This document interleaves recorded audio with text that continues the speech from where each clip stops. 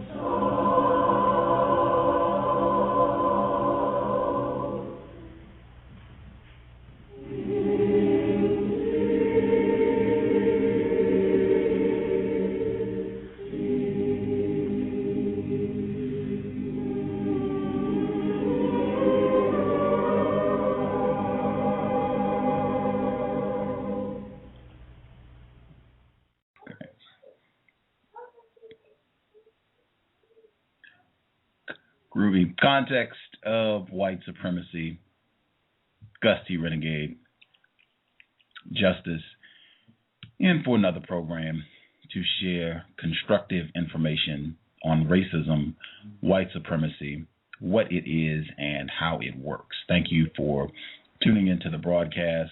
Today would be Tuesday, January the 18th. We are broadcasting every day for the remainder of the month. Hopefully it will be constructive. Hopefully we're not just wasting time. Again, we're fundraising for the duration of the month. If you are getting constructive information, if you think this program is moving in the correct direction to assist in replacing the system of white supremacy with a system of justice immediately, please invest. It's very helpful. As I said, I have objectives, things I'm trying to work on to improve the program and just projects in general to work against racism, white supremacy. The book wish list at Amazon.com, definitely helpful if you do not want to make an investment financially. Definitely books. Because I'm just going to use them for the program. The books that I have there are books that either authors that I am working to have on the show or have already been on the show. It's just to further work that's already been done and to make more programs. So the wish list at Amazon.com, it's under Gus T Renegade. Big help. And little things. You can do this even if you can't or are not interested in getting a book or investing. Share the show. Post a link on Facebook. Tweet the show. That's helpful because it brings in more listeners, and at least if you are sharing the program and promoting it, if you think it's constructive, it increases the likelihood of bringing someone here who can invest and help in the show. So share the program, put the link up. Super helpful. with that, I'm going to get to our guest for the evening. I think she's one of listeners' favorite guests, Tater Pie. She was excited all day. She was posting me on Skype. She was so happy and looking forward to tonight's program. Lots of folks. Vickers over at Reckless 2.0, they're doing a show this evening as well. You can tune in and hear them question a suspected racist who changed his last name to nigger in an effort to counter racism. And humdinger on this one, he is in a sexual relationship with a non-white female. He's on their program this evening as well. You can catch the archives. But Vickers also said our guest tonight, she is one of his favorite guests, always enjoys hearing from her and getting the constructive information that she brings. She co-authored Trojan Horse, Death of a Dark Nation. You can visit the website to get more information about the book and their upcoming book. Should be out by the end of the month, beginning of February. Outstanding information that's also going to touch on a lot of what we're going to discuss this evening. But definitely visit the website. The address is TrojanHorse1.com. Again, it's TrojanHorse1.com. If you're at Blog Talk Radio, you can just click the title of the book and it will take you to the website. Our guest for this evening, Pam. Pam, are you with us? Yes, I am. Good evening. Good evening, Gus and Justice. Outstanding. Good to hear from you. Hello. Hi. How are you doing this evening? Oh, I'm doing fine. Just ready to get started on the show and see if we can all figure this thing out together. I like that. Get right down to business. This program, this was pretty much all your idea. So, I will turn over the reins. Why did you want to have this particular program this evening? Well, I spend a lot of time online and, looking at different black websites to see what's going on. And the one thing I had noticed for a while, maybe the last 6-7 months, was there seemed to have been a shift away from the advertising on black websites that push interracial relationships at black men, and it was a shift to pushing them at black women. You couldn't go on one day without seeing ads all over the pages of encouraging black women to date white men. And there were articles about black women being encouraged to date outside their race. And so that bothered me because I know that anything that the media promotes is not in our best interest ever. So I automatically assume when I see a trend or some kind of pattern, my question is always, what do they get out of it? Because I know they're doing it for a reason. So that's what made me want to do the show, because I felt that it was I did not want to see black women go down the road of becoming, and I just have to say it like it is, white men's whores. And I didn't want to see us going down that road. Wow.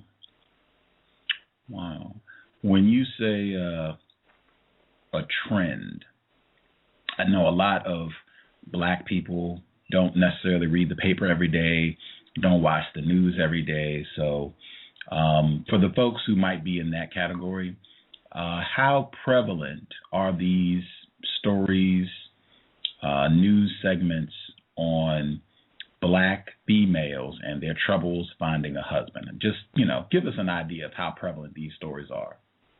Well, you've got a video posted on your page about why can't successful black women find a man. I did a Google earlier to see what the single white female population, the size of it. And I still got a long list of black women's relationship problems, even when I Googled white females. So I think if you're online, you see it. If you read the newspapers, you see it. If you watch any television at all, you see it. So the overriding message is black women can't get a man. Black women, the underlying message is black women are defective. they can couch it in whatever terms they want. But the underlying message of all of it is black women are defective, which clearly goes against the trend because the overwhelming number of people, I believe, in this country are either single or divorced. So obviously black women aren't the only ones that are having relationship problems. But if you look at the media, you would think that was true.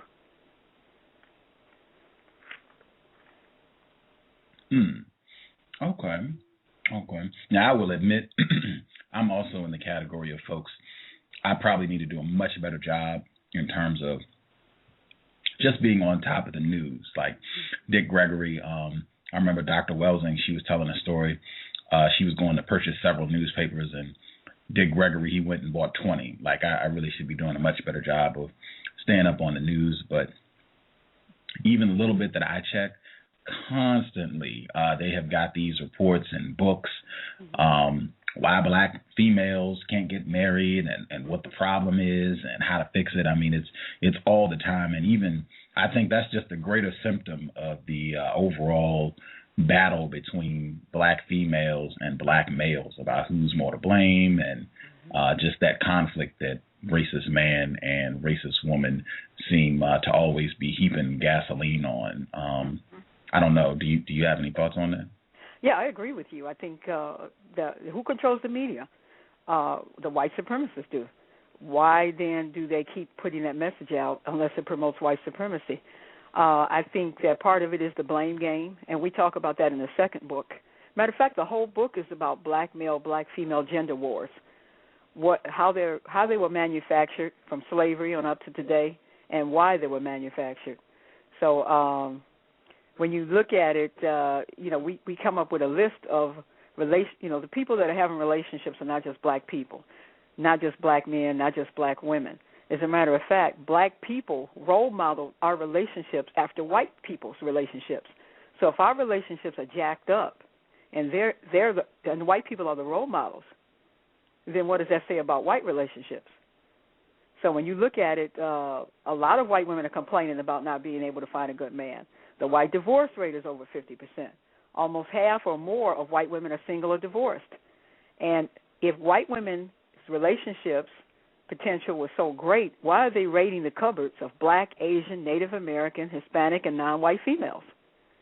And if you look at it, black women, CNN had a statistic in 2008 and said 45% of black women had never been married, compared to 23% of white women.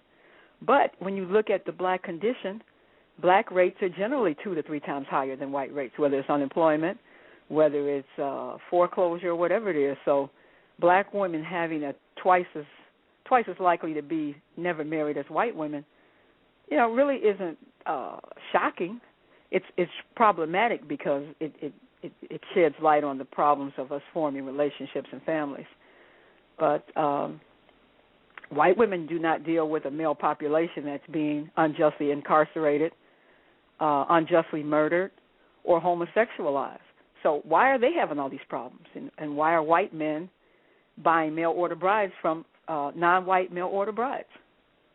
From China, from a lot of Asian countries, why are they doing that if white relationships are in such good shape? So I'm just really trying to put it in perspective because I think the overriding motivation is to demoralize black women. I think the media is deliberately degrading and demoralizing black women so that black women will feel so desperate they'll turn to each other, witness the increase in homosexuality among black women, or they'll turn to non-black men who, for the most part, are not, necessarily going to marry us.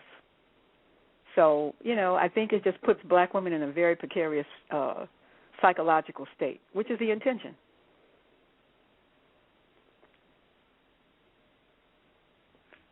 Do you remember seeing any of these articles or reports when you were a bit more confused about racism, white supremacy? And if so, how did you feel? How did you respond to them? It hasn't been so long since I was totally confused. And I'm still confused, but I'm less confused. I would have to say that I don't really remember seeing as many articles as I've seen maybe in the last 5 years. it seems like, maybe sometimes when you are trying to become conscious, maybe you notice things more. But I think there's actually an increase in the articles. It's just my opinion. It seems like for a while I was seeing something almost every day. Black women, 50% of black women have herpes. Black women have this high AIDS rate, HIV rate. Black women can't find a man. Black men's magazines don't like black women. I mean, just one negative thing after the other. And I started to look at it, and it scared me because I said, I see it. It makes me mad. It doesn't hurt as much as it makes me angry. But I think about all the black women out here who are being attacked and who are being demoralized and dehumanized. And sometimes, you can tell from some of the behavior that they don't really have any defenses against it other than to be angry. And so it really concerns me because I just feel like our whole history as women in this country has been a trial and a travesty. And so when I see in this day and age that the white system is still trying to smash our face in the dirt, then it really is what provoked this second book. Was it's obvious that they're trying to drive us apart. They're trying to blame black men for our condition and trying to blame us for black men's condition. So I just felt like it's like they're stepping it up. They're really coming at us with everything they got now.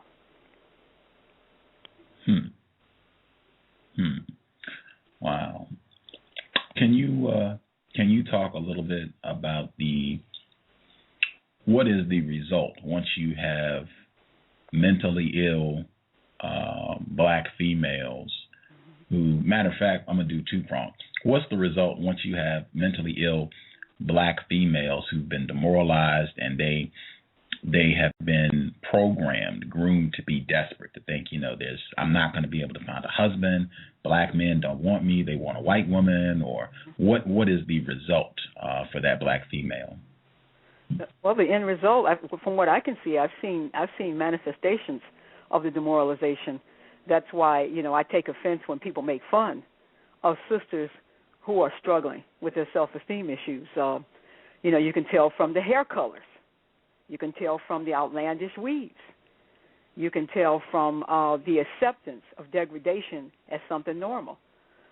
How many of us sit in these movies and watch ourselves be ridiculed, the Norbits, the Big Mama houses, the Precious, and we sit there in these movies and we laugh, or we see it as entertainment. I don't know what we see it as.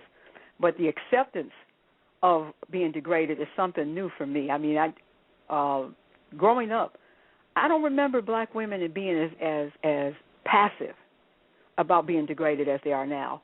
But they've come up through the rap music, calling them bitches and hoes. They come up through the imagery of the music, of the movies, of being invisible. Or if you're not a light-skinned black woman, every image of you on television is one of a degraded image. You're overweight, you're ignorant, you're illiterate, you're mean, you're nasty. You're undesirable. You have to chase a man down and jump on him like in Norbit. The so-called comedy shows where black women are discussed. Our physical features are ridiculed. So I believe the end result of all of this is black women not defending or protecting themselves, either their images or their bodies or their sexuality. And that makes us vulnerable to the predators inside and outside of our community. So I think the end result, I believe the target goal is to have black women so demoralized that they demoralize their children, because the women have to be civilized. In order to be civilized, the women have to be treated in a civilized fashion. Once the women become uncivilized, they cannot civilize the children, because women are the values transfers and the first teachers of the children. So ultimately what they're doing is they're breeding a mentality in black women, or attempting to, that will guarantee a destroyed next black generation. The children coming, and we can see it right now, that a lot of our children are destroyed. The mothers cannot civilize their children because they're not in a civilized situation where they're treated in a civil fashion. So I think ultimately the end goal is to destroy the mothers and to, destroy black people.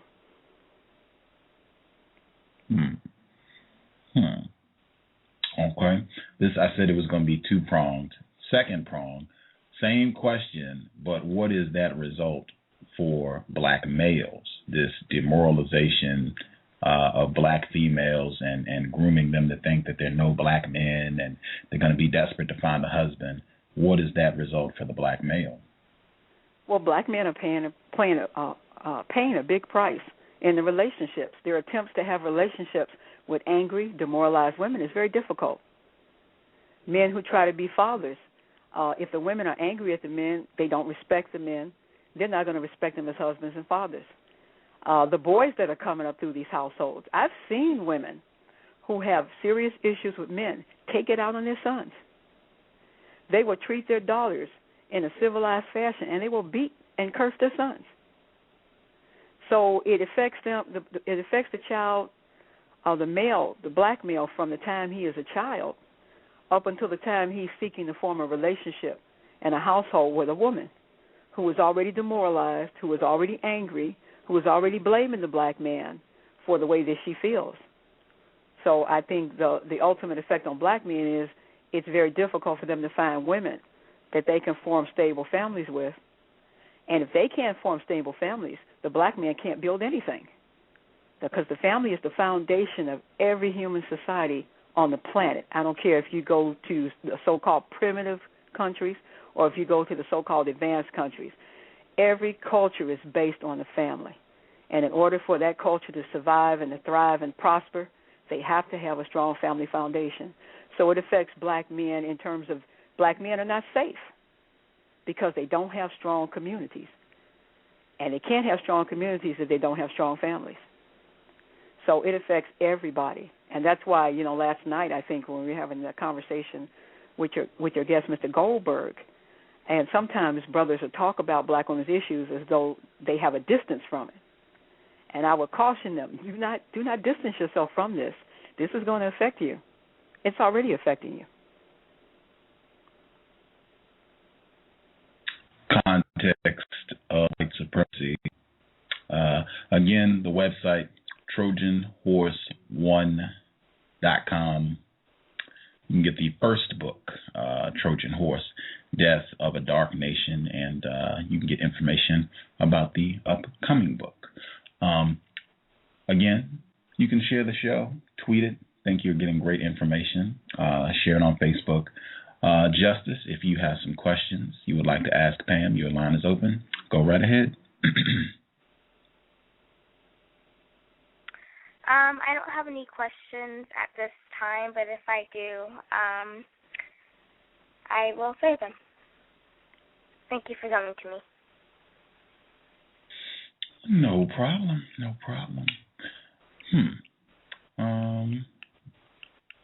Wow. Okay, I'm going to stay on topic, but I do have something I want to involve justice in the discussion, and it's relative to the topic, but I'll save that for later. Be prepared. What I told you I wanted to talk about earlier today, justice, when I was watching the video that's in the description, actually, and they played that song from Beyonce. So be prepared. We'll chat about that later. So white people, they're putting out a lot of material. Actually, did you see the video in the description, Pam? The one with Steve Harvey and all that. Did you see any of that clip?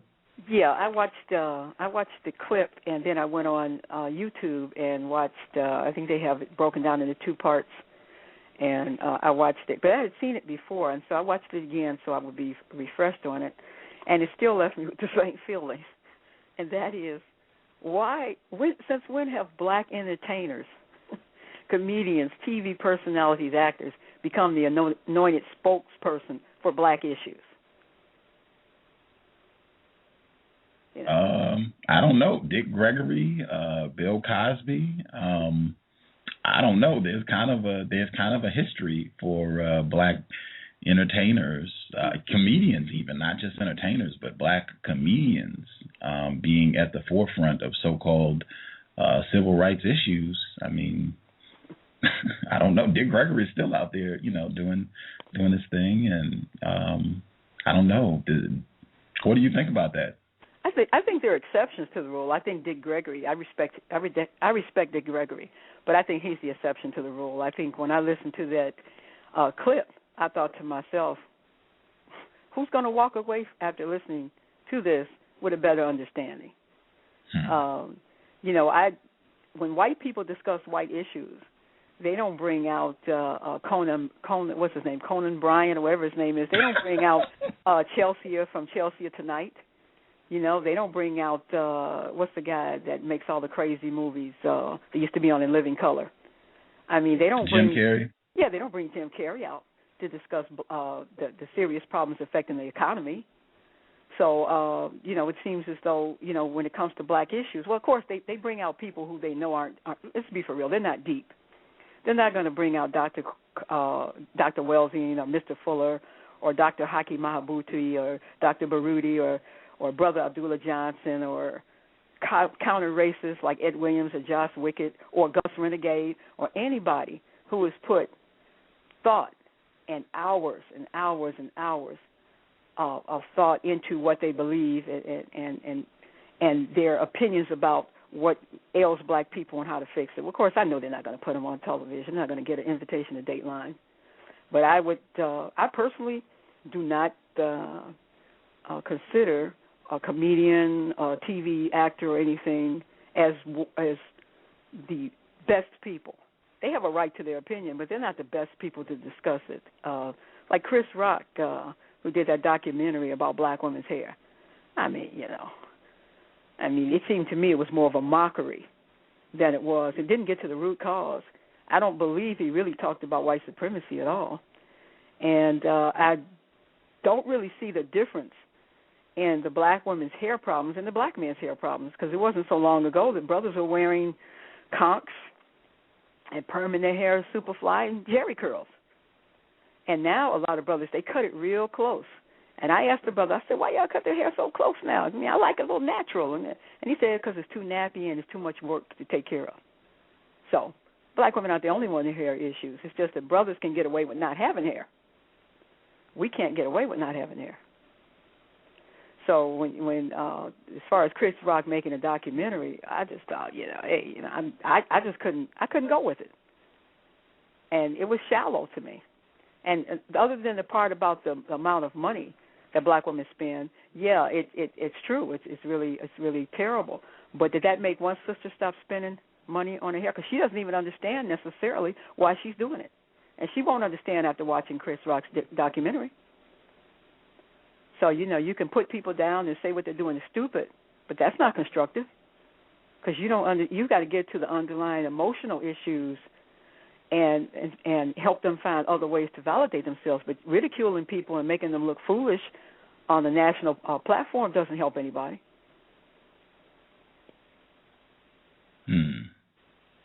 Very interesting. What's your opinion about the? Did you see the Chris Rock's documentary? What did you think about it? Yes, I did. I did see it. I was a little late in watching it. I just saw it a couple weeks ago. Mm-hmm. Incidentally, I saw it. Global audience, a non-white female in Austria that I met from doing this program. She started listening from Edward Williams, counter-racism.com, and she Facebooked me, and we stayed in contact. She actually called me from Austria, and we talked for like an hour just from her listening to the show. We talked all about racism, and we stayed in touch, always talking about racism. She bought like a code book. She's listened to the program. She Skyped and sent me the movie For Good Hair and told me to watch it to see what I thought. She also was the person who told me about Descent with Rosaria Dawson. Mm-hmm. I did a blog post on that film, Descent, Rosaria Dawson. But my thoughts on Good Hair, I mean, just exactly what you said. When we start, I think someone mentioned it on the program before I had seen it, and I said, you've got Chris Rock doing this film. How serious can it be? I mean, and I mean that's no disrespect to Chris Rock. Sometimes he does have intelligent, insightful things to say, but I mean, he is paid to be funny. When you get someone who's paid, I mean, as you said, we don't get Jim Carrey to come out when we've got a serious issue. It's not time for, Mr. Funny Man. And when you start from that premise, I already know this is not going to be constructive. And, if I had to cut to one particular part of it, you have Ice-T on light complexion, non-white person. He might have a white parent, I don't know. But he's on and he's talking about how he prefers the real thing. I don't want, some female with fake hair and I got to know and you weave and blah, blah, blah.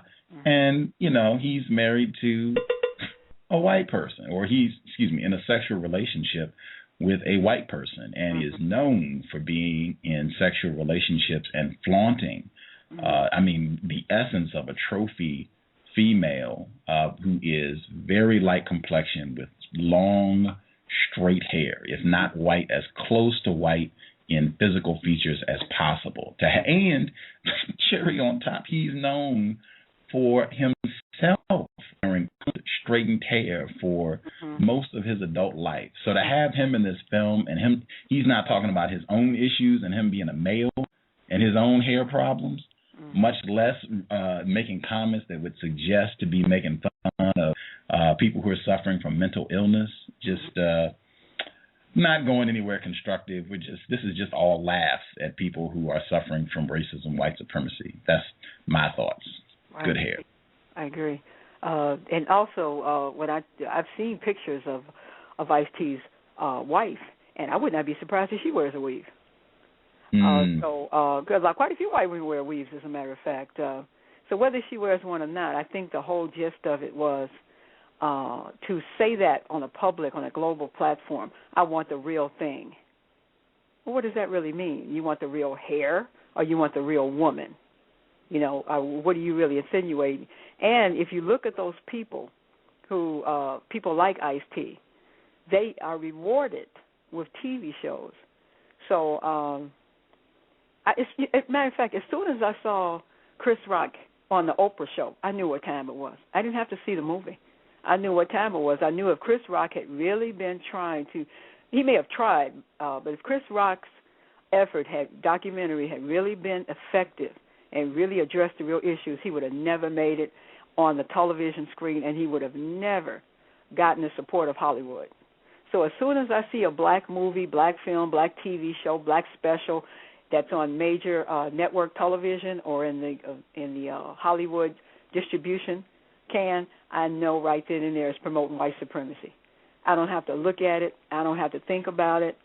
They're very much on their game, and they don't let anything slip through the cracks.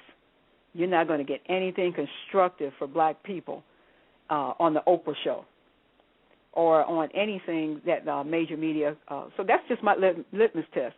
If a black person is being elevated, rewarded, promoted by the white media, I'm done. They're off the credible list for me. I don't care what their field of I don't care what they do.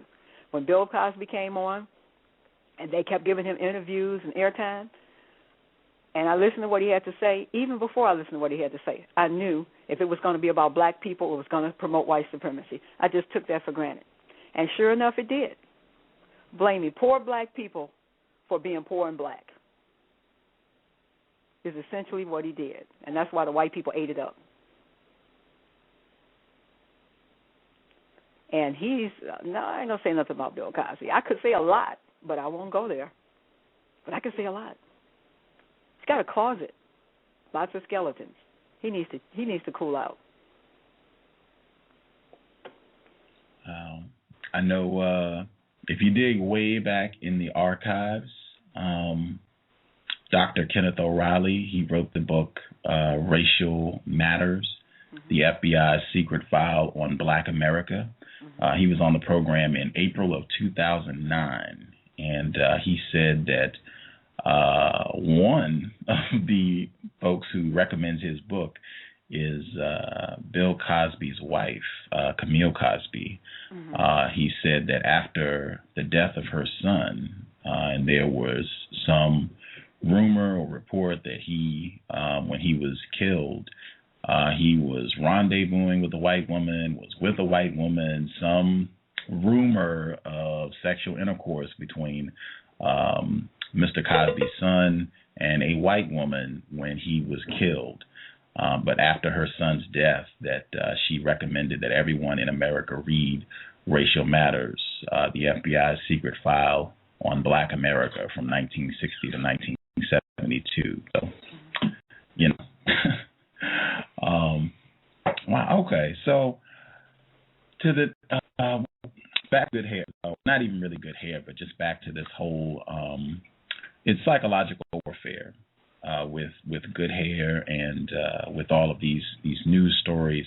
You're not going to be able to find a husband. And all the black males are gay, or they're going to jail, or they're dropping out of school, or they're crackheads, or all of the above. I mean, you're just being beat over the head with that every day. And they want a white woman.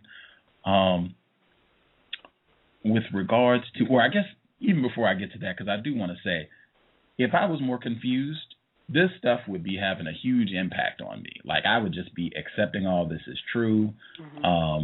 Even good hair, I think, would have done a job on me if I was more confused. Like, I would have probably thought, hey, this is fantastic. We're talking about serious issues. And, I really would have been, just being truthful.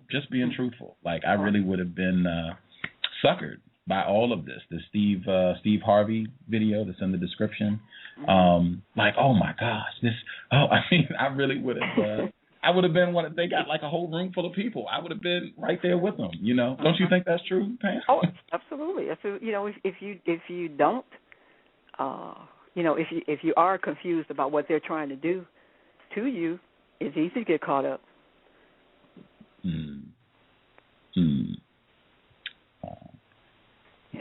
Absolutely. It's very hard to maintain some sense of balance when people keep throwing you off balance. When, you're trying to walk straight and here comes another missile at your head. It's just constant barragement of negative missiles. I don't know how anybody can stand up under it. You got to try, but it's like I say, for me, the best thing that I could think of that I did was everything that they say, I take it with a barrel of salt and then I spit it out because I know it's promoting white supremacy. So as soon as I hear them talking, I'm like, okay, what are you getting out of this? What is your real motivation? I don't trust anything the media says about black people, and that's the position I had to take. The slick thing, or I guess, in my opinion, one of the reasons that white people really love these stories, one of the primary things that this does,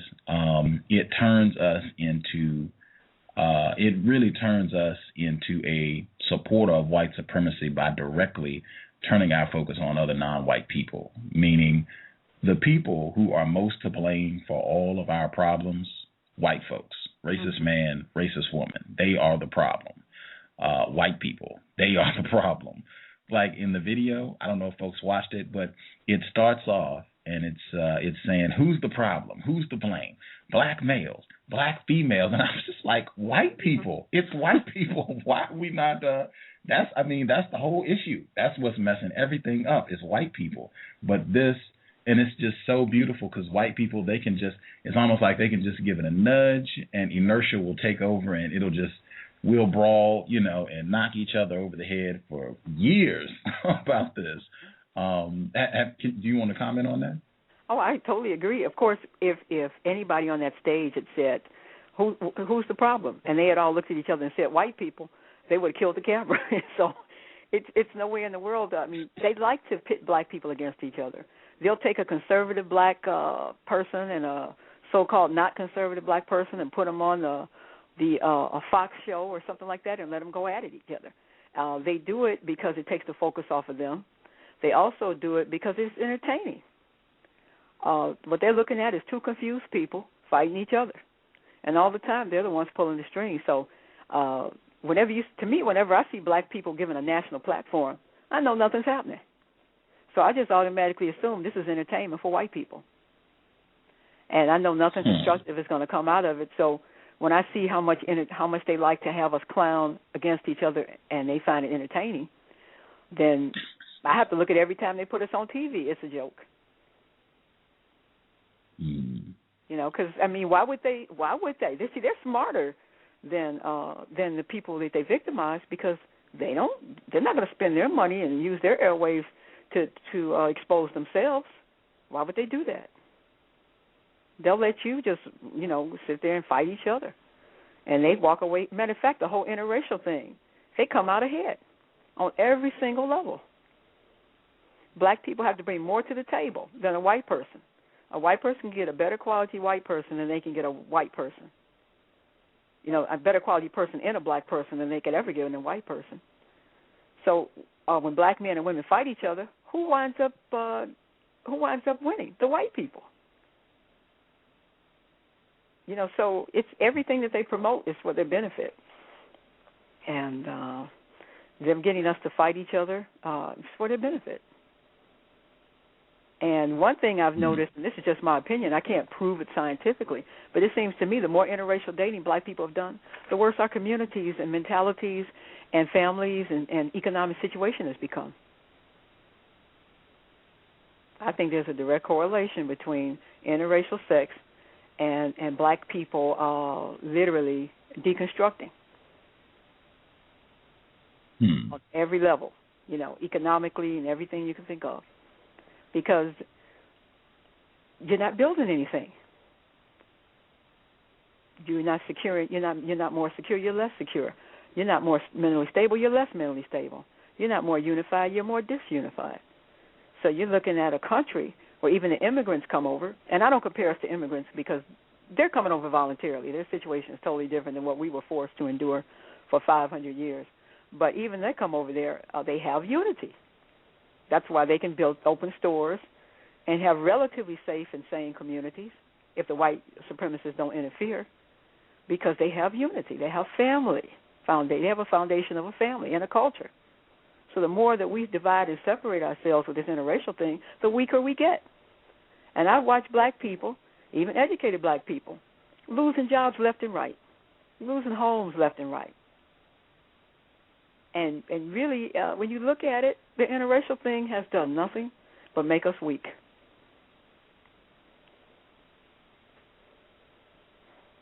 Wow. Context of white supremacy. Before we continue with the interracial aspect, I want listeners really keep this in mind.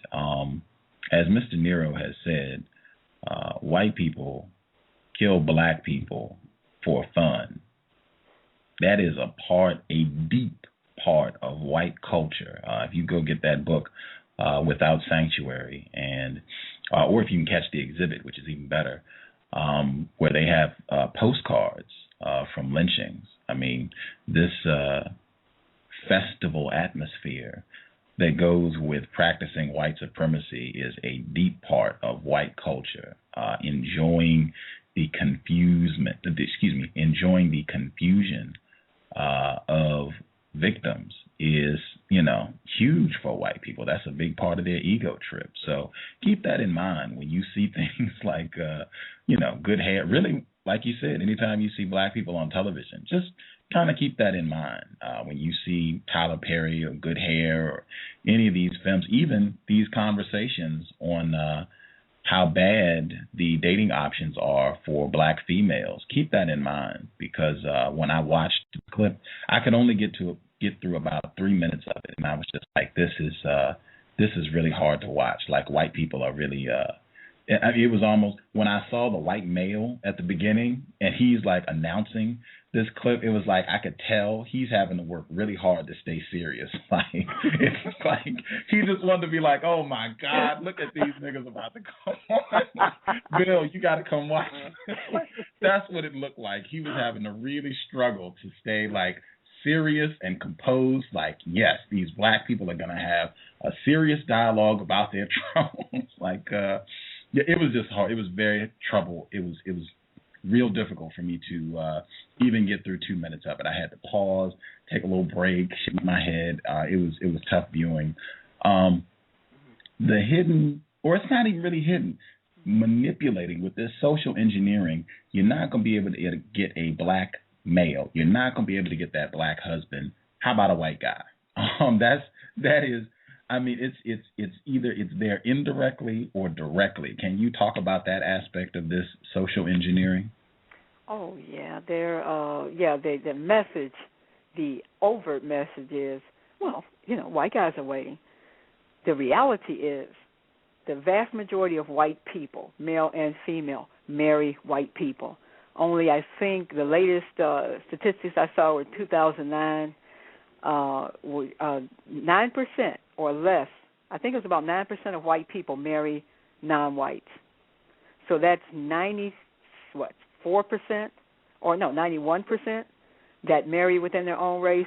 So to mislead black women into thinking that they've got a huge cupboard of white men to choose from for serious relationships is cruel. It's just not true. And there are sisters that may dispute that and say, well, yeah, I know some black women who have married white men, but what price did they pay, and how many are there? And that's not a goal that anybody should shoot for anyway. But it's a trick. It's a trick, I believe, that the white male has collectively has always had sexual access to black women through force, through coercion, and now it's like the forces are conspiring to make that access just widespread. The difference is black women are volunteering to be sexually exploited rather than in the past when we had no choice. Now they want us to volunteer for it. So when you look at it, the overwhelming white male population has not changed its attitude toward black people. So if they haven't changed the attitude toward black people, they haven't changed the attitude towards black women. This book by Renethia Tate, Pieces of a Puzzle, I was reading through it, and I found one thing really that she said that was very interesting, and I'm trying to find it. And she did a lot of interviews, she said, with white men and with black women who had been sexually involved with white men. And I'm trying to find it now. And I just I put a short clip in the book about something she said. It was a lady that she interviewed. Let's see if I can find it. Okay. Let's see. Sorry about that. I'll try to find it a little later. But black women are they're just trying to put us into a mindset where we will be voluntary white men's whores, I believe. And the white guys, I've talked to different people, I've talked to other black women, and they talk about how aggressive some white males are now. It's almost as though they see a wounded animal, and they feel that there's an opportunity there for me to take advantage of the black females because they're so desperate. And I do pick that up that they think, well, you guys don't have anybody, so I'm willing to have a little sex with you, or something like that. Here's the excerpt from that book, Pieces of a Puzzle by Renethia Tate. And it's basically speaking about an interview with Miss Fairy Tale, a black female who said she was glad she had a relationship with a white man. Renethia Tate, author of Pieces of a Puzzle, writes, black females will talk or even brag they had sex with black males to everyone, particularly other black females like myself. But Miss Fairy Tale really did not want to remember or talk about all of her experience, particularly the sex part with this white man. Miss Fairy Tale, like most black females who have had sex with white men, had a vague feeling that they were either robbed or raped after these terrible experiences. And Miss Tate talks about her first encounter with a white man. And I would suggest people get that book because it was really, really very. It was. I won't say it was hard to read, but you can see that as a very young black female in her early 20s, I believe she was, how devastating that that sexual experience was, and how that white male made her feel so degraded.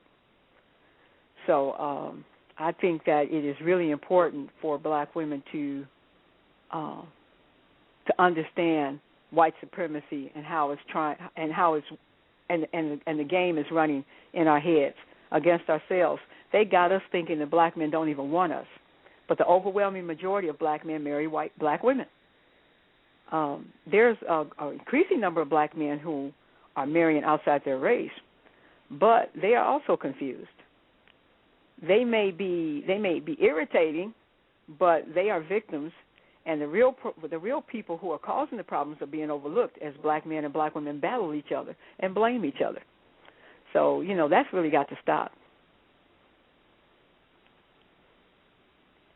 Engaging in blaming. If you are a black person and you are blaming other black people for the problems that you experience, you are helping white people maintain the system of white supremacy, period. I wanted to look at some of the articles because Pam has been researching this issue for some time, and she shared some of her articles with me before the program. And I'm looking at this article, is from the New York Times. It's from June 4th, 2010. It's titled, "Black Women See Fewer Black Men at the Altar." You should have this in your mind, right? When you go to sit down and read a paper, like one of the major differences in me being less confused, when I sit down and read anything that deals with racism, white supremacy, I keep in mind now why, presumably, white people directly or indirectly made the decision to print this story. Why would a racist print this article? I keep that in mind. Like, I don't care what it said. I wouldn't care if it said Neely Fuller Jr. is the smartest person ever and he figured out the whole system. I wouldn't care what it said. I would keep that in mind. Now, why would the racists put this in the paper? That just having that question in mind will help you a lot in really thinking about, the information that they're giving to you. But they got this one line here. It says, let me see if I can dig it up here. Okay, here we go. The study to be released Friday by the Pew Research Center found that see, now this started off, we were talking about black women see fewer black men at the altar. Now where we've ended up, the Pew Research Center found that intermarriage among Asian, black, Hispanic, and white people now accounts for a record 1 in 6 new marriages in the United States. Tellingly, blacks and whites remain the least common variety of interracial pairing. Still, black-white unions make up 1 in 60 new marriages, compared with fewer than 1 in 1,000 back when Barack Obama's parents wed a half-century ago. Now, that's just one paragraph. Number one, it's not that many white people and black people getting married to begin with. I think that hopped out when Cheryl Giudice was on the program. It's just not that many of these marriages for people to be, running around like, oh my gosh, white people and black people are getting married every day. It's not even that many of them. Just so you can get an understanding percentage-wise, 1 in 6 means that 1.6% of all of the marriages today are between a white person and a black person. Now, if you think that's significant, right on. But white people, when you're in, that's what domination looks like. When you have things to a point where you can just move things slightly. We'll just make a small 1% change. Black people are so in love with us that they will wig out. You have an increased percentage. You have a 1% increase in the chance that you can be married to a racist, and they will go wild. They will lose their minds and think racism has come to an end. You can sleep with a white person. Like, that's just my thought. Anyway, did anything else jump out at you from that particular article? It doesn't have to be from that paragraph. Well, what you pointed out is really a really good, strong point, and it's something that we talk about in the book, and that is we basically say that the least common interracial marriage in America is between blacks and whites. The majority of the tiny minority, less than 9% of whites who marry non-whites, predominantly marry Asians and Hispanics. Despite these facts, the black-white interracial relationship has caused more bitterness between black males and black females than any other relationship issue, including adultery, divorce, child support, domestic violence, and it just leads to two crucial and self-respecting questions. Why are black males and black females fighting so bitterly over the tiny minority of whites who are interested in marrying us? And it's basically the same thing that you said, is they can take a statistic and flip it on its side and make you think something else is happening. The same thing with the venereal diseases and all that. They just...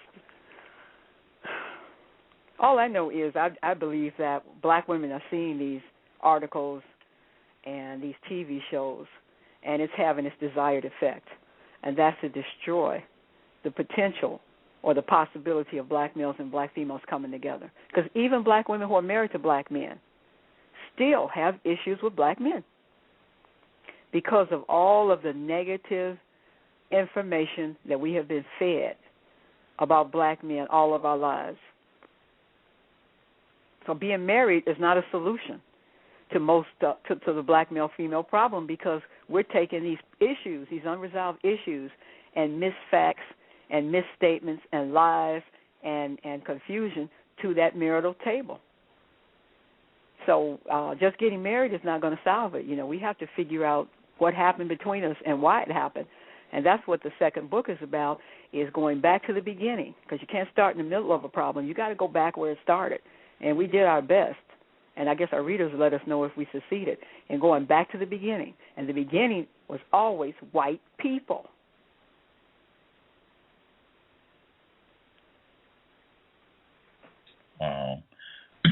While you were saying that, and saying that the problem is racism, white supremacy, a lot of the issues that are caused from being psychologically brainwashed, we take those issues, even if we, are able to get married, we take those issues into that marriage, and we're still in a system of white supremacy, married or no. But white people have a different report. This is USA Today. I mean, think about it. These are major publications within a system of white supremacy. New York Times, USA Today. The report is from November 30th of 2006. Single black women, count your blessings. And they talk, woe is black female. Oh, and they reference something new, right? That would be one cowbell. And they have the exact statistic, 42.4%.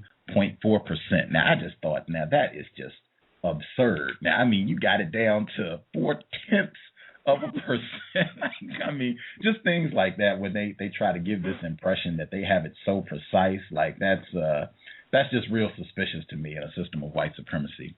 At any rate, they go on to talk about, it's tough. A lot of black females are not getting husbands, but they go on to say the obsession with black female marriage, with the black female marriage problem, has overshadowed an equally daunting fact: many black marriages don't survive. Now, all they would have had to do was to add on, because of racism, white supremacy. Mm-hmm. But yeah, they have this $118 million grant research project to study healthy men. I mean, see, this is what you can do when you dominate the planet. You can waste $118 million to get a study. Oh, black marriages are messed up too. We know that. That's what they do, so and figure out ways to mess up our marriages and schools and lives and everything for the next 5,000 years. That's what white people do, in my opinion. Do you have comments? Oh, I mean, I'm right there with you. I agree with you. I mean, I'm looking at the same paragraph, and I wish I had put links on the website, and I'll try to do that later on. Even though you can, a person can basically copy the title and Google it, and it'll come right up. I'm looking at the same thing, and I'm like, 118 million in grants, and then they said the University of Illinois tracked 199 black and 174 white couples. Huh? So you could come up with 42 point something of percent of something. I'm not saying these two studies are related, but I'm looking at you can come up with these conclusions and statistics, any kind of statistics based on 199 black couples. So, it's just really something. Basically they get studies and grants. They give them the results they want anyway. So really, they should have saved $118 million and just paid somebody to write something up. Because then that might have cost them maybe $118, and they could have got somebody in college to write a research paper. Because it's just ridiculous. I mean, how can they even say 42% might never marry? Might never marry? So you're saying you really don't know. I think the word might means I think it might happen. Then again, it might not. I mean, I don't know. I just, like I say, to me, everything that they print, the Washington Post, the New York Times, USA Today, CNN, ABC Nightline, right then and there we should be suspicious. CNN running their little specials, Black in America, come on, like they care about black people. It's just to promote black dysfunction or promote the concept that black people are just so dysfunctional. And also, when they do this, they also create the perception that black people are getting all this attention in the age of Obama, which creates a lot of white anger. Once again, black people are the scapegoats for white people feeling ignored. So it's just, they're running so many games at one time. You could spend all day figuring out the different ways in which the white supremacy system benefits. Wow. This is another thing, now that I'm more informed about racism, white supremacy, something else that I pay attention to, right? So in the article, they referenced Shania Latham, Something New. Then they come back with President Obama. They didn't call him president. They just said Barack Obama. And then they ended all referencing the work of Orlando Patterson. He's arguably Professor Black male, married a white woman. Little things like that, I pay attention to that when anytime we get into a discussion of racism. If there's a non-white person who is playing in the snow, having sex with a white person, big asterisk, highlight that, underline that sticks out a lot. I wanted to go back to that New York Times article for 1 second, just on the page, right? You talk about social engineering. I've long said nothing is coincidental. On this page, right, where the title of the article is Black Women See Fewer Black Men at the Altar. You have to scroll down maybe an inch, you don't even have to scroll down. It's on the page immediately. You don't even have to move. Is an ad for interracial dating. Click here to join now. Thousands of members looking for their interracial partner with a black female with permed, straightened hair, with a white man with a beard, which I find significant. White man with a beard. But anyway, he doesn't have a shirt on. She looks like she, might have a bikini or something, or maybe nothing at all. Very intimately posed. Same article where they're saying, black women, oh my God, these black men, they're in jail, they're gay, they're with a white woman, they're on crack, all of the above. Get your wife. Right, it's black men's fault. That's and white men, I guess, are going to come up the white knight on the horse or something. I don't know, but to me, it's so blatant. I would think that anytime you see a pattern where something is happening over and over again, the same message is being given, particularly about black people, then you should automatically know that white supremacy is being practiced. And like I said, they're trying to make black women think that all these white men are waiting in the wings to marry us. And the one thing I would say, too, and I would add to that, whether white men want to marry us or not has nothing to do with our value. It has nothing to do with our self-worth. It has nothing to do with our desirability as women. White women have their own problems with their men, and a lot of it is homosexuality. So I would say whether a white man wants me or not has absolutely no reflection on my qualities or value as a black woman. As a matter of fact, I take it as a compliment that you don't want me, because that means I'm on my game. That means that I'm doing something right. If you don't consider me doable or consider me available or consider me desirable, then I'm doing something right. Oh. Context of White Supremacy, our guest, co-author of Trojan Horse, Death of a Dark Nation, Pam. I wanted to get your thoughts, because there was an interesting kernel of truth within this New York Times article. After you get past the tragic arrangement imagery, they have a quote from a white person, Andrew Hacker. He wrote a pretty good book on racism, white supremacy. I've been trying to get him on the program. But he says, I'm quoting him, or they're quoting him, he says, children of white Asian and white Hispanic parents will have no problems calling themselves white if that's their choice. He goes on to say, offspring of black and another ethnic parent won't have that option. They'll be black because that's the way they're seen. Barack Obama, he too does not say president. Barack Obama, Tiger Woods, Halle Berry, we all know that. Will that change? Don't hold your breath. What are your thoughts on Professor Hacker's comments?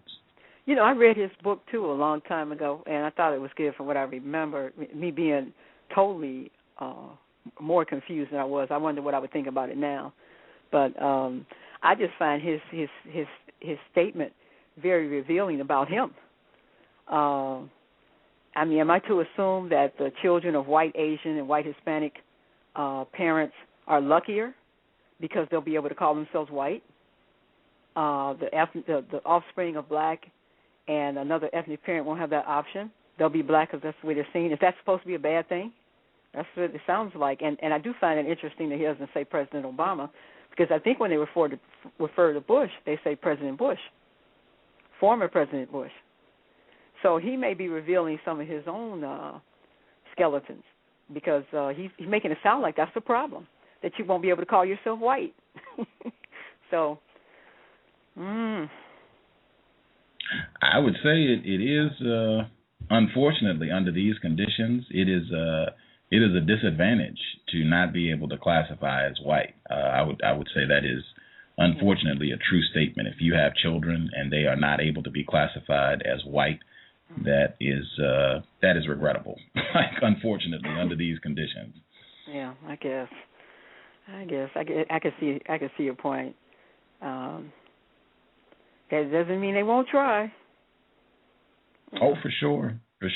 And white people bank on that. White people bank on the fact that, people will try, even though, they're not going to be accepted as white, that, we will try and try until it kills us to get on their team. I think they bank on that. Absolutely. Wow. They're I'm sorry, go ahead. No, I was just thinking out loud. Go ahead. There was a different article, that same thing. The type. This is from the Washington Post. Like I said, these are major publications. This is not some rinky-dink blog that 5 people read. These are major publications. This is the Washington Post. This is from February 25th, 2010, and they got a big photograph with 818's favorite author, Karen Langhorne Folan. They're posed with their little, I want a non-white child with a white parent in between them, and they've got, this white dude, he's smiling and yeah. Anyway, so the title is Single Black Women Being Urged to Date Outside Race, title of the piece. And same thing, black females, what are you going to do? Black men are, criminals, drug dealers, they're gay, they're with white women, they can't read, blah, blah, blah, blah, blah. And she's, get a white person. Karen Langhorne Folan, she's the author of Don't Bring Home a White Boy and Other Notions That Keep Black Women from Dating Out. That is the title of her book, and she is married to a white man. But she had I thought it was just, I told you guys, pay attention to metaphors, in addition to quoting, intelligent scholars and real pioneers, trailblazers in the war against racism, white supremacy, such as Tyler Perry and the movie Something New, Whoopi Goldberg, Oprah Winfrey. She also cites some other people in this article to support, why black females should, look to dating out. But she has this metaphor, Karen Langhorne Folan, in this piece, she has a metaphor where she's talking about black females being a commodity that has failed. And what she's here, I'll read it for you. She says, black women are in market failure. The solution is to find a new market for your commodity. And in this case, we are the commodity, black females, and the new market is men of other races, ostensibly white men. What do you think about that passage? Oh, I think she's earning her money. It certainly helps her with, become published and become perhaps a published author that's going to be promoted. So market failure, yeah, I'm looking at that. The whole thing is just to promote, however she can convince black women to date out. Of course, the word out to me is very significant. Out, what does out mean? Out of the race. And what I find is black women who marry out of the race as well as black men who marry out, basically you can count them out. They are not useful to the struggle. So marrying out is just more than marrying a person that's not black. It's basically marrying out of being part of the solution, and instead you become part of the problem. So, I see that. I see the phrase that she's using, and I guess it's a nice jazzy way to say that you got to put yourself in the market and hope some non-white, some non-black black male picks you up. I guess takes you home. Yeah. So, you can definitely. If I wrote a book right now promoting interracial dating, I'd have if I did a halfway decent job, I'd have a really good chance of being published by one of the major publishing companies. I don't doubt it. Karen Langhorne Folan, I think her book has done very well. Cheryl Giudice, one of our favorites here at the Cows, I think her book, Interracial Marriage Between Black Women and White Men, I think her book has done very well. Cheryl Giudice. And I make it clear to your listeners that in no way do I see these marriages as being anything other than legal, loving unions, and in no way do I think any of these marriages represent anything tragic. We should all be so lucky to be in relationships with people that love us.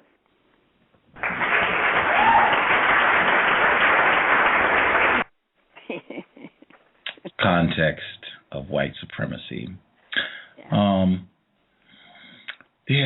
She goes on. This is Karen Langhorne Folan.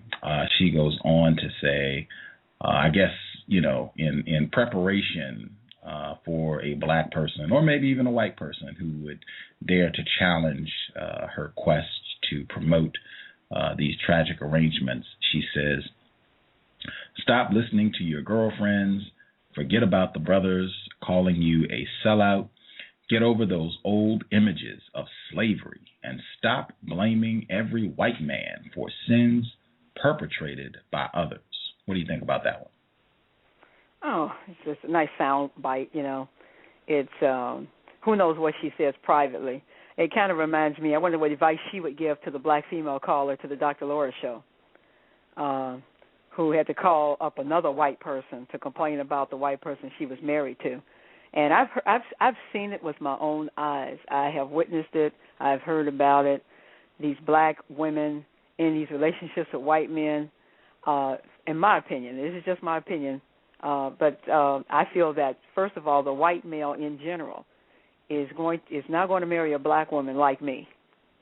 He's going to marry a black woman who is submissive to white supremacy, who is white identified, who is willing to take on his reality and keep her big mouth shut about racism.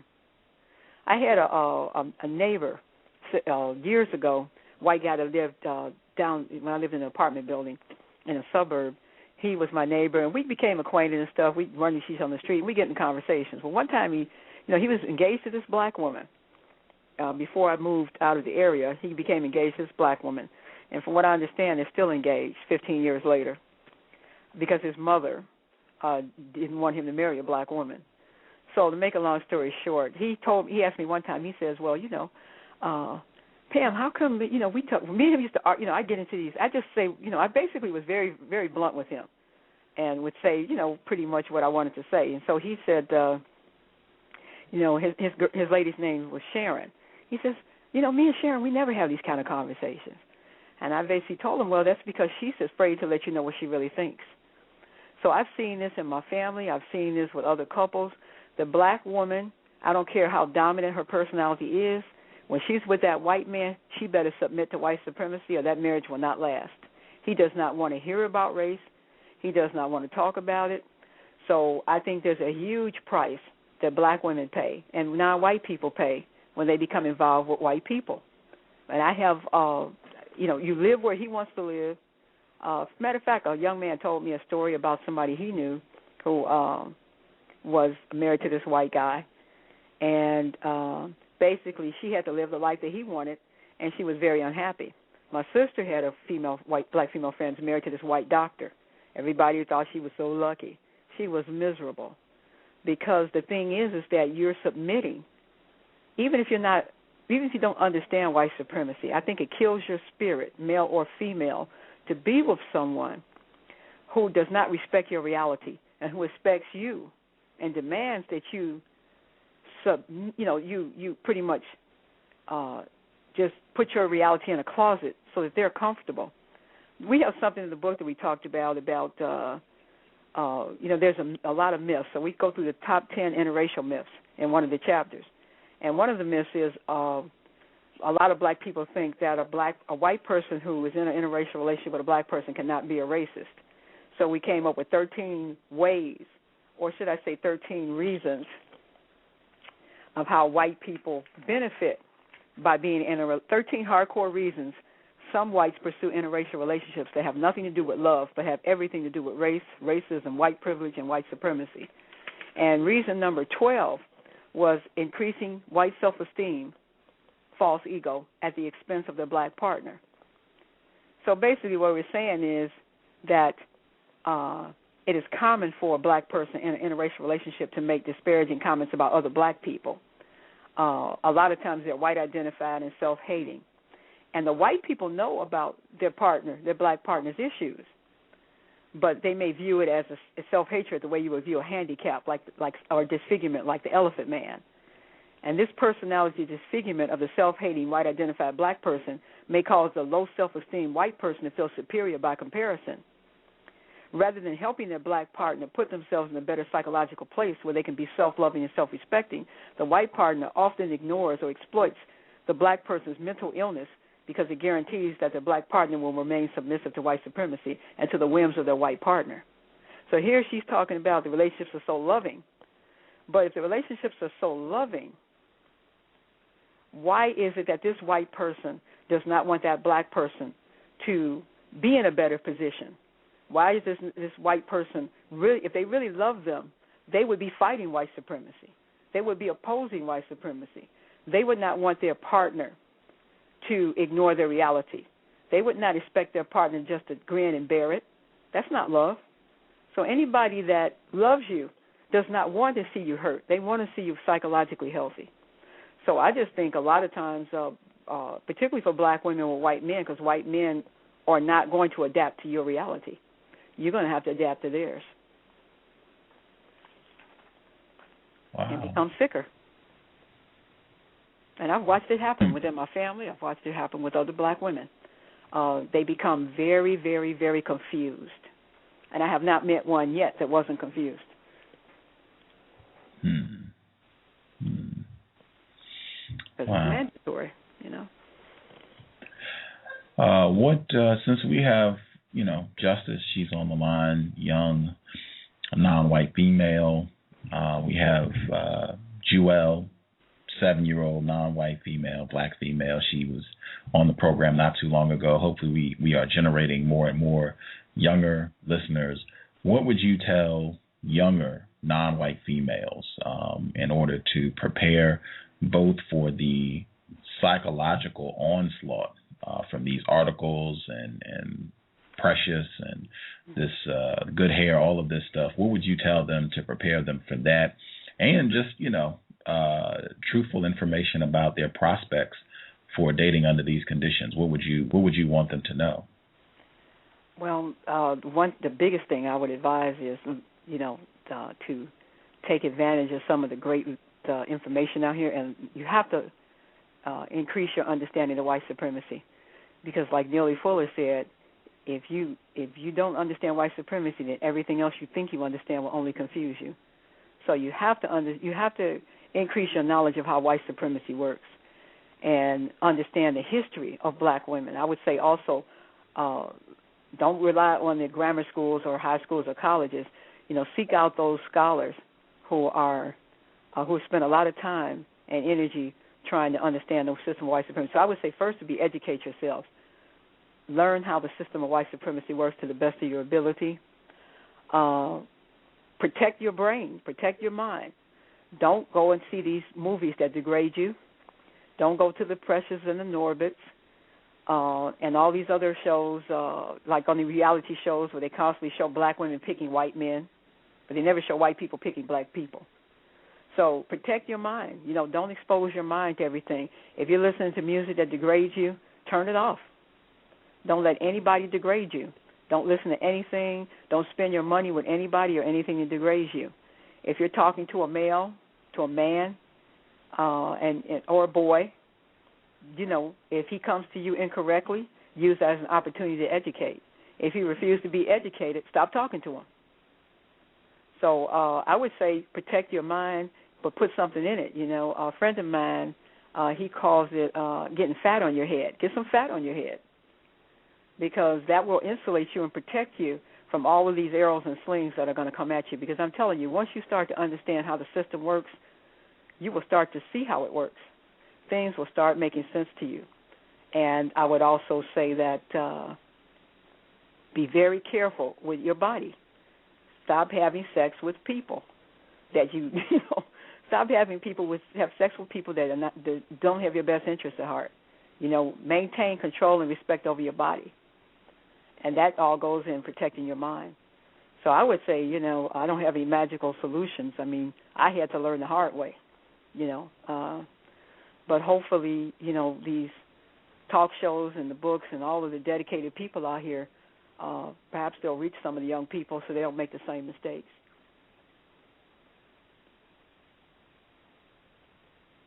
In that interest, I know a lot of young people. Hey, I know one of the young people who just are fans of Beyonce, and they enjoy her music, and they play her songs all the time.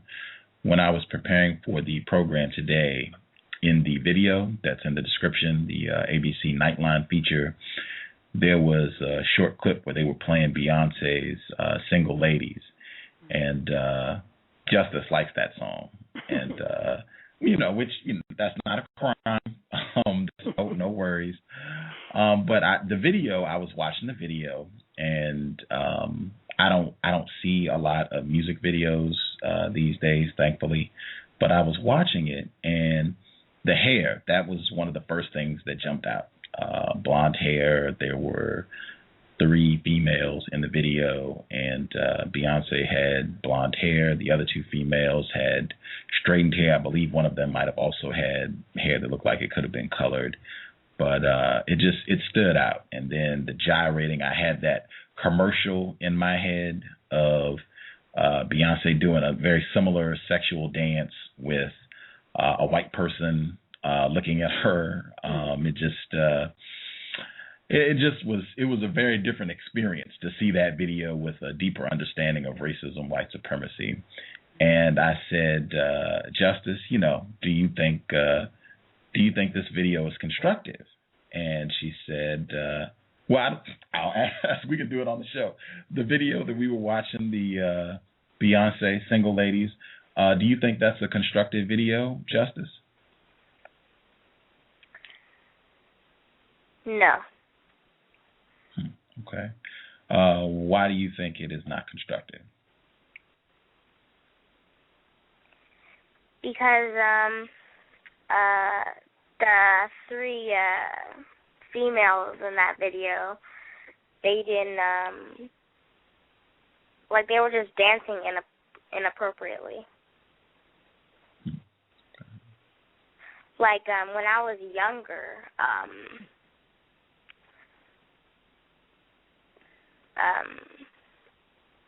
I would see that stuff on TV.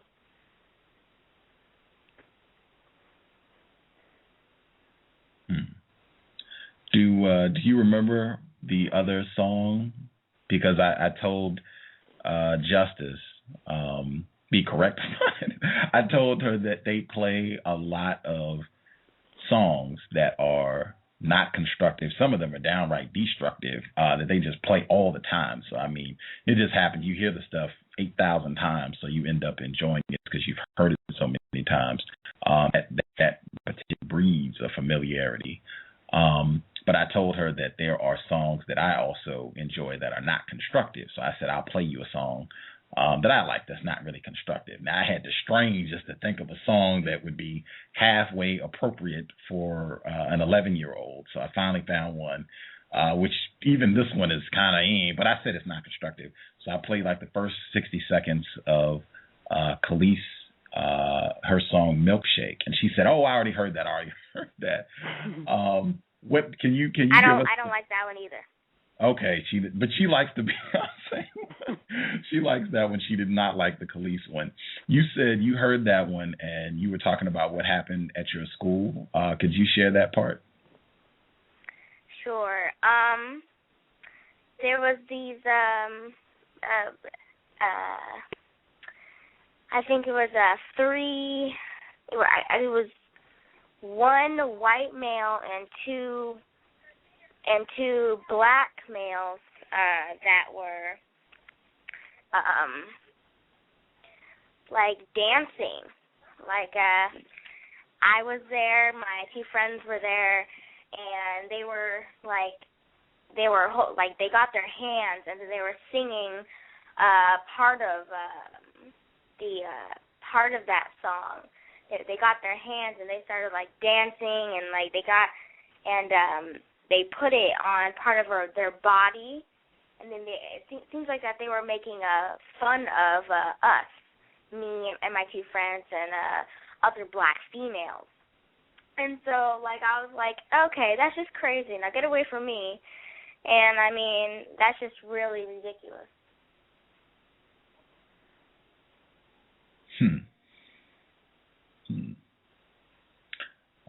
I guess for folks who are listening, the gestures that they were doing with their hands, it was inappropriate. Is that correct? Yes. Okay. And they were motioning towards they were motioning towards their chest area? Was it mimicking? You all motioning towards their chest area? What does mimicking mean? Like pretending to act like a female, pretending to act like somebody else. I don't know. I don't think so. I think they were just trying to make fun of us. And, we kept saying, stop, okay, now that's just gross and, it's inappropriate. It's not cool.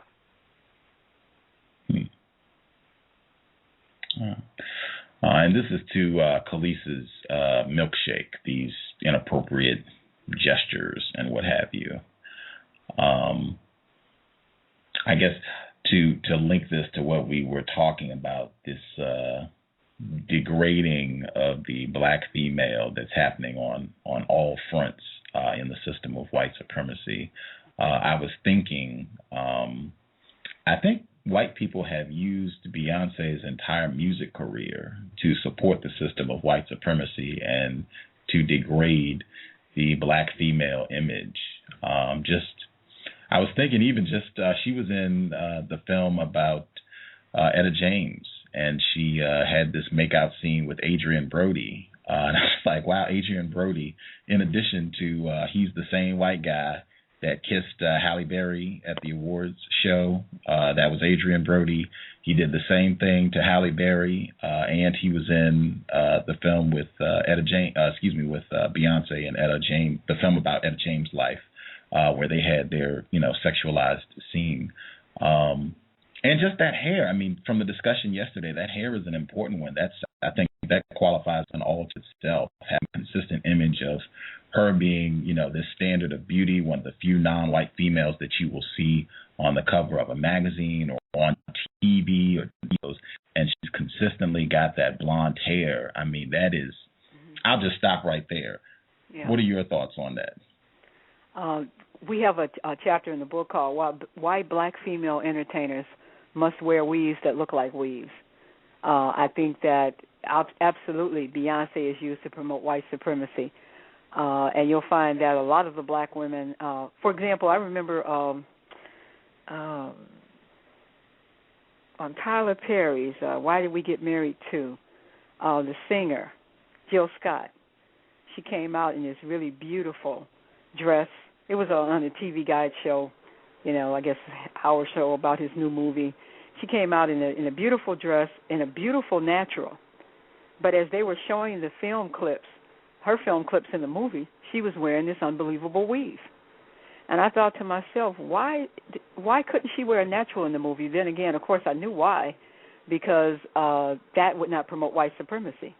So if you look at the Beyoncés and you look at the black women, even Tyra, when she talked about wearing her natural hair, the next thing you heard from her a couple of months later was her show was being canceled.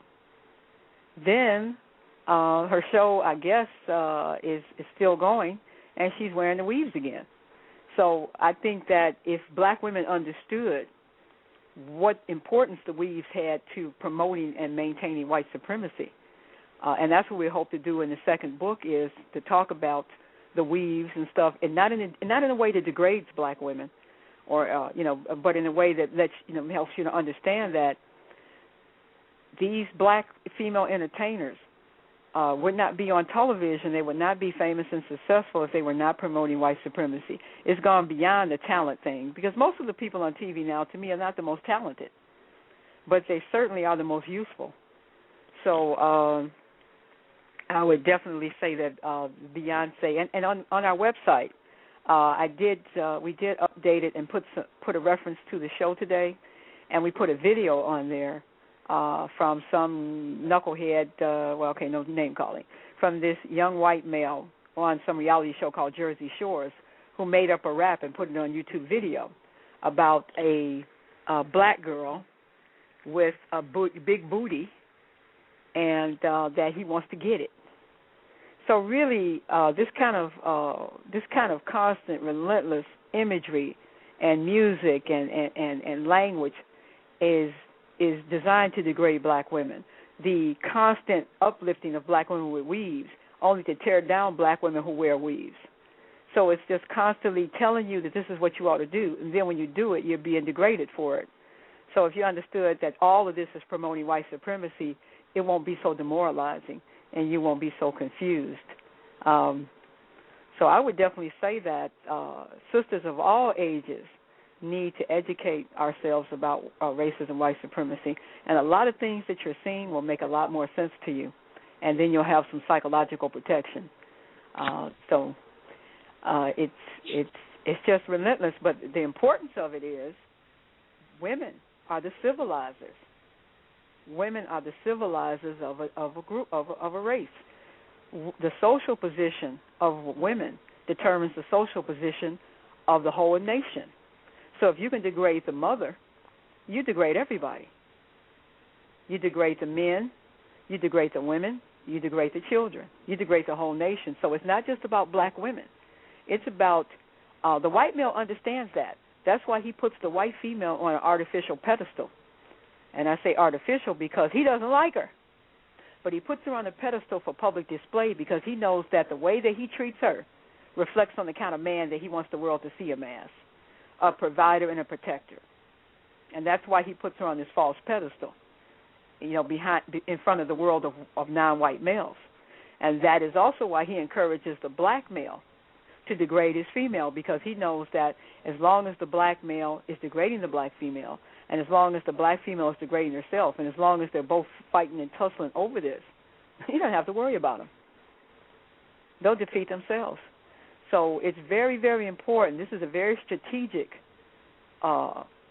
move on their part to degrade the mother.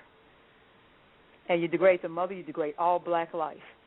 And if you degrade the mother enough, the population will be affected. And if black women start breeding with white males, the population will be affected. The black population will be affected. The black family base will be affected. Because it's not a black family anymore. I don't care if he wears jerry curls or cornrows or whatever he puts on his head. I don't care how cool he talks or walks or whether he's down with the brothers. You don't have a black family. I don't know what you have, but you don't have a black family.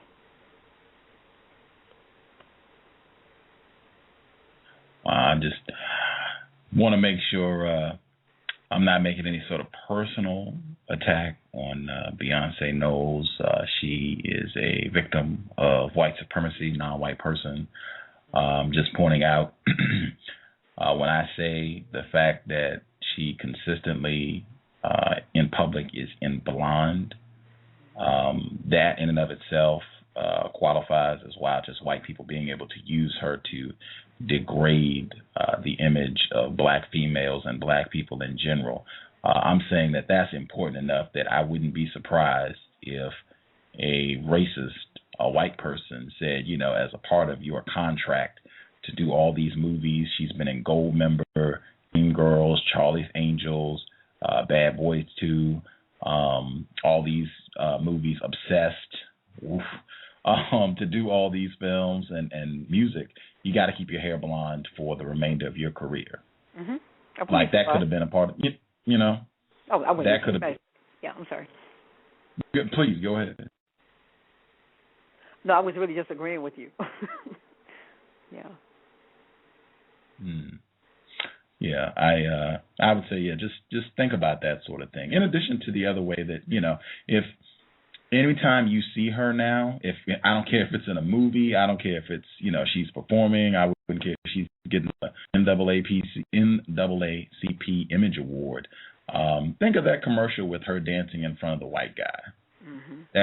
To me, and I mean, it's not to degrade her. She is a victim, by the grace of, by the grace of the Creator. It could have been me. I'm just saying, under these conditions, it's pretty much just gyrating in front of, the slave owner. That's the way I think about it in that commercial. But that's just me. I could be incorrect. I will. I'll ask one more about the article before I hit the phone lines. You sent another article. This is from pretty explicit racist white supremacist website, Stormfront. I think some listeners are familiar with that website. If you're not, you can check them out, stormfront.org, explicit, racist, white supremacists speaking honestly about their system. But they have a post here where they are commenting on that post from the Washington Post with Karen Langhorne Folan. And they're commenting, and most of them are pretty upset, at the thought of a black female in sexual intercourse with a white man. So most of them are upset, and they're mad at, for this article for being published in the first place. But a little further down on the thread here, there's one person. He has the handle Cold Truth. And this thread is from February of 2010. And he comments, he says, black girls are appealing to wiggers because it makes them more black. He has black in quotes. Having a mulatto kid is just about the closest they can come to actually becoming black. I read this sentence and just my thoughts, it seemed like for a white person to delude themselves into thinking I'm not a racist, I'm not white, I can have sex with a black person and even marry her and have a child, and that way I am not culpable. It's in my opinion, it is like a way of cleansing white guilt. See, I'm married to a black person. I even had a child with them. I definitely can't be a racist. For people who listen to the cows, think MC Search. That's the way I interpret it. Did you have any thoughts around that particular post?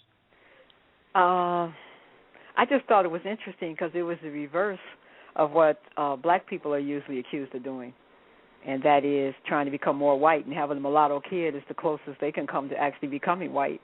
So I just thought it was interesting that he flipped it around.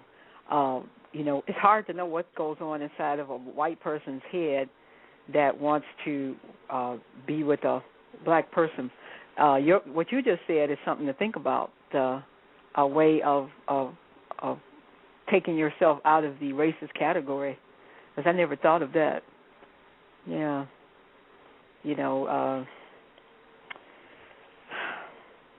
all I can say is, there was a young lady. I think she may have posted this. I don't know if she posted this on the cows message, but there was one young black female who said, I'm a progressive, outspoken person. I talk about racial issues on my Facebook page. I started noticing a lot of white males coming to my page and posting all kinds of racist comments about black people, especially black women. There's this one white guy who keeps coming to my page and calls me all kinds of nigger bitches, but when I go to his Facebook page, he's always talking about how much he loves black women and his greatest wish is to marry a black female. Now, I saw this. I don't know if I saw it on your thing, but I saw it somewhere. And I thought, you know what? A lot of the white guys that have approached me, I knew they were racist. They're, and so that shows you the sickness of it. This and the danger in being naive for the black female and the black male. The danger of being naive about white supremacy and about white people thinking that because a white person wants to have sex with you or even want to be in a relationship with you, that somehow they're above suspicion. No, they're more dangerous because there's something wrong with a white person who is a racist but wants to have sex with black people. There's automatically something wrong with them. It doesn't make sense unless it's done to degrade the black person. And you can degrade people in your marriages. I mean, you can have your own personal wench. I want to just give you another story that's included in the chapter that's called The Dark Side of Interracial Sex. That's in this upcoming book. This is from a black male. He said he moved from the Midwest to Oklahoma 3 years ago and was surprised to see white boys dating black females, if you can call it dating. One time, this black woman was coming out of Walmart with a white boy, and out of nowhere, this white boy kissed her dead in her ASS, her butt. Okay. I was waiting for the sister to take that cracker's head off, but she put her head down and kept walking. I was tempted to clock it myself until I remembered where I was, Oklahoma, which is worse in many ways than the Deep South. these racist crackers wish they could bring back slavery, so maybe the best they can do is get a black wench to mistreat like the slave masters did. That same night, I told my daughters they better not bring no white boys home. Now, this was told to me by a black male who lives in Oklahoma. So what I'm saying is, I remember that when Halle Berry, didn't that white guy just kind of grab her in an inappropriate way? She was married, too, I think, to... her husband was in the audience, I believe. Right. Eric Benet, I think that happened. She was married to a black man, I think. Yes, ma'am. And he grabbed her on the stage, and, you know, it was just so disrespectful. And so what I'm saying is Beyonce gyrating in front of this white guy who, you know, she just appears in front of his TV or something like that. That wasn't a love connection. That was more like she was performing for this, like you said, for the slave master. So for black women now to be validated, now we must be validated as white men's whores. When you think about it, a lot of Halle Berry movies, and I'm not trying to degrade Halle Berry. I like Halle Berry as an actress. I just don't like her movies. A lot of her movies, she's the white man's toy, the plaything, the woman he doesn't take seriously. So I just think that black women are being groomed to accept disrespect as normal and desirable.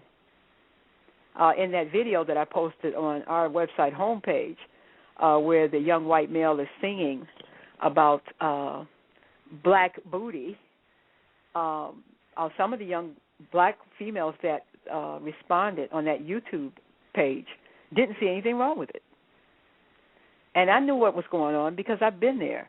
They think they're so used to being degraded that any attention a man gives them, they think is a good thing. They don't know a compliment from an insult. They thought that, well, you know, we do have big booties, huh? You know. And one girl said, well, I don't think it applied to me. I don't take it personal. I think it was just a song. Yeah, but it affects the way people treat you in the street. And it affects the way other males, particularly non-black males, treat you and see you. So it does matter. But a lot of the young black females, they're so used to being degraded that the abnormal has become the normal for them. Wow. Yeah. Wow. Yeah, that Adrian Brody, I want to keep all this in mind. Like I said, Adrian Brody, in addition to the sexual assault of Halle Berry, he reenacted that with Queen Latifah, and then he was in the movie is Cadillac Records. That's the movie he was in with Beyonce Knowles, where they had their, smooch scene and all that stuff. But you all can keep that in mind when Dr. Kevorkian visits the program next weekend, when we talk about Splice with Adrian Brody, and he was in The Experiment that we were just talking about. So, yeah, keep all that in mind. Body of work. But, yeah, I'm in agreement. and I'm about to check the phone lines unless Justice has questions. Justice, do you have questions? I do not have any questions at this time. Okie dokie. Groovy. Again, it's like, a lot of people on the phone line. So press 1 if you have a question, and I can get you if you would like to ask something. If you're just listening, no worries. Just, hang out, enjoy the program. Let me make sure I give the website out one more time before I do that. The website, TrojanHorse1.com. That is the number 1. So TrojanHorse1.com. If you're listening at Blog Talk Radio, just click the title for the book, and it will send you right to the website. A person who called in from a blocked number, your line is open. Did you have a question for Pam? Can I be heard? Yes, ma'am. Hi, Gus and Justice. How are you doing tonight? As well as can be expected. Hello. Hey, Pam. Good evening to you. And, of course, you are becoming one of my favorites on this show. Mr. Nero, if you're out there, I hope you do call in tonight because I have not heard from him in the past couple of days. But what you were saying, Pam, you were so on point because I remember when that clip that Gus has on the site for this show, it was filmed in Atlanta, and I believe Holly Robinson Peach, she was the moderator for that, as well as Vicky Mabry was also one of those people there. So when this was coming up, and I looked in the audience, and I saw all of these black people that were out there, and they were cheering it on, and of course Steve Harvey, who's on his third marriage, and he's giving sage advice to people about what they can do in order to preserve themselves or in order to get a mate. It was totally amazing to me. Because that's a good point. Yeah, this is someone who left his last wife to be with this one that he's with right now. So I should not have to take any advice from him, Michael Bateson, or anyone else should not be listening to me taking advice from these people because they have no concept of marriage or what it is to be in a committed relationship. And I do agree with you on what you were speaking of when you were saying about people who interracially, they do it in order to cover up themselves for being a racist as to what they are. I don't know if you were following the news this past weekend for the Dr. Martin Luther King holiday. The governor of Vermont, he has a black child that he adopted from, I believe it's from Jamaica, and the NAACP invited him to go to the prison and to speak with black prisoners. And he objected to it. He said, no, he's not going to speak to black prisoners alone. He wants to speak to all of them. And they objected to him. And he said, look, he said they can kiss his A because he doesn't care what they have to say. He's going to do whatever he wants to do. And then he used the option to say, well, I'm not a racist because I have a black son. They can talk to my son, and he would be able to verify for them that I'm not a racist. Wow. So it proves the point exactly what you were saying about people using this as cover in order for them to continue doing their activities as to what they want to do. Well, I didn't hear about that Vermont story. And you said that was the governor? Yes, it was the governor of Vermont and the NAACP for the Dr. King. They invited him. He turned it down. He said he wasn't going. And they wanted him to go to the person to meet with. You can probably Google it and pull up the article. It's either Vermont or New Hampshire, one of those white states that he was from. Wow. And his reference was that he has a black son, so therefore he's not a racist. Yeah, that's a real convenient excuse. You know, it disturbs me to hear this constant this taking of black children because you know it's just another way to practice white supremacy. I mean, we own everything you have, including your children. We will take your children, just like they stole the Aborigine children in Australia, and that came out recently. All of it, they call it the stolen. If you Google "stolen generation," you'll bring up a lot of stories about how these Aborigine parents, their children were stolen right from under them, just taken by the state welfare, and a lot of the children who were stolen were mistreated. They were sexually abused, and now the Aborigines make up 2% of the population of Australia. The original people are now 2% of the population. That's how they use interracial sex to destroy non-whites, but they also take the children and make them into advocates for white supremacy. So those of us that are applauding these interracial adoptions really need to take another look at that. Really look at that Stolen Generation article, and it will really make you think differently about white people adopting non-whites. Wow. I just wanted to point out, I'm not saying her name just because I know some people, they prefer anonymity, but female listener, she wrote in that in the Beyonce video for Single Ladies, there are only 2 females in the video. The other person is a male dressed in drag.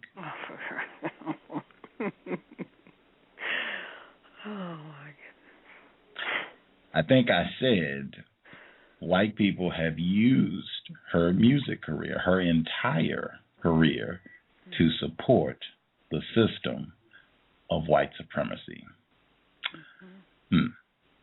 I also wanted to share Tater Pie's comment. She was also commenting on Beyonce Knowles. She said that when she first began her career, that they I assume being white people, marketed her as mixed, saying that she was Creole, French, and something else. I take that to be racially ambiguous and or not black. When they were pushing her second soul album, she was significantly lighter than her first album. Not surprising at all. That too might have been a part of the condition of her becoming, a mega success. You got to have blonde hair the whole time. You've got to lighten up, 2 shades. Mm-hmm. Yeah, I've noticed that with the black, especially the black females. Occasionally with the males, but mostly the black females, they're just not allowed to be brown skinned. They lighten them up. People that are brown skinned. You look at them, and the lighter skinned black women, they're as white as white women due to that trick, the tricks they do with photography and film editing. So they're putting that message out there that you can't be brown and be attractive. But I tell you, it's imperative. It is absolutely imperative that black people, all of us, become have a greater understanding of white supremacy, because a lot of stuff will make sense to you. A lot of stuff that you see is confusing, but when you just take on the position that everything that white people do is to promote white supremacy. I don't care if it looks like they're doing something nice. I don't care if it looks like they're being nice. I don't care what it is. Everything that I have examined that a white person has done, even within the context of an interracial marriage, has been to promote white supremacy. And sometimes it's done unconsciously, but most of the time it's done deliberately. So I think that when you're dealing with white people, you have got to. You don't have to. It's sometimes it sounds so rigid that you have to be on guard. But the thing is that just understand that they're trying to promote and maintain their system of privilege and advantage.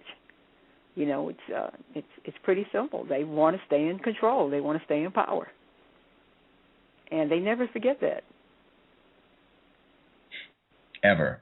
No. I also wanted to make sure the comment that you shared from Stormfront, where the gentleman shared that comment about white people, so-called wiggers, white people that want to be black people, i.e., and saying that these people will have sex with a black person because it's the closest that they can get to being black. And my interpretation of that is white guilt. If I have sex with a black person, a non-white person, I'm definitely not racist. This is my way to prove to the world that I'm not a racist. I would say just think about that idea. That's kind of new for me too, so I'm going to think of it. But I think there's evidence for it. I think just Halle Berry, Monsters Ball, and Bulworth. In Bulworth, that is said explicitly. The main character, Bulworth, who is in a sexual relationship with Halle Berry, he says this is the solution to the problem. White people and non-white people need to have sex. He says this. He actually says this on television in the movie. So it's in the movie, he says this as if it's on camera, and he's saying this on TV in front of everyone in the middle of a debate. The answer, have sex. White people and non-white people just need to have sex. And he's in a sexual relationship with Halle Berry. That's Bulworth. I believe that came out in 1998. And Amiri Baraka does a cameo in that film. Amiri Baraka also married to a white person, Leroy Jones. And then Monsters Ball, same thing. You have Billy Bob Thornton's character, overt racist at the beginning of the film. He calls the blackguard a nigger. He pulls a shotgun out after some children. He's about as bad as it can get at the beginning, and he redeems himself having sex with a black female. I think even in real life, I think I've heard a lot of white people, that's been their first line of defense. I'm not a racist. I'm married to, this person. I'm married to Dr. Eddie Moore Jr. I'm not racist. Or she couldn't even say that. A lot of them have said that, though. I've bumped into a lot of real life white people where that's the first words out of their mouth. I'm in the bedroom every day with a non-white person. Are you kidding me? Racist? Get out of here. So just think about it. It could be incorrect, but I think we should ponder on that. Person who called in, last 4 digits, 6232. Your line is open. Do you have a question? 6232. I wanted to comment that I do agree with Pam as far as the mindset of a lot of black females that are in sexual relationships with white males, and they can definitely be racist and still have sex with black females. And I'm reminded in particular of one case on YouTube where there's a black female in Canada who had made a video at one time about how she had dated white men, but she's sick of hearing, all this interracial talk going on, and people were just making such a big deal out of it. But the situation was she had sex with a married white man and had a son by him. She claimed that she didn't love the man, but she was on the video thanking him and talking about how grateful she was, though, that he gave her a son. But I noticed there were a lot of conversations going on between her and a particular white male from Australia. And what Pam said reminded me of this because he would be on her page praising her and on his own channel talking about how he loved black girls and his dream was to marry a black girl. And he had videos saved in his favorites of some black porn stars, like their promo videos and stuff like that.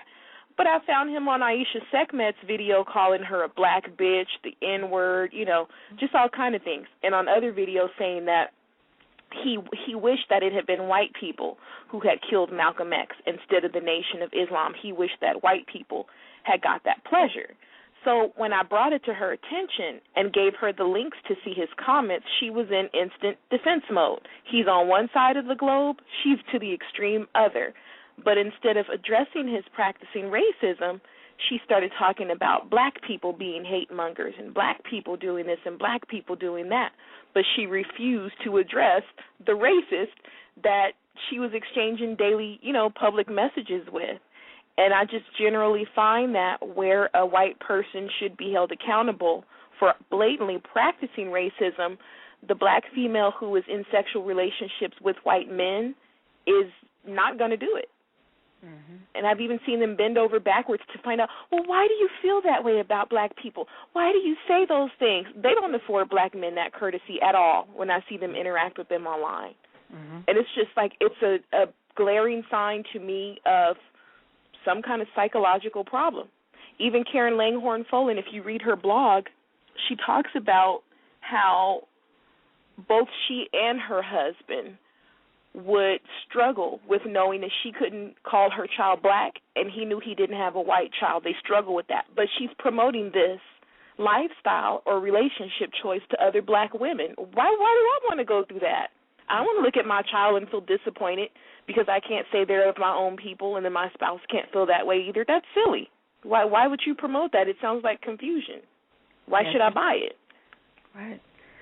A lot of the black women that have had, have a child with a white man, especially a married white man, and probably a white man who was practicing racism.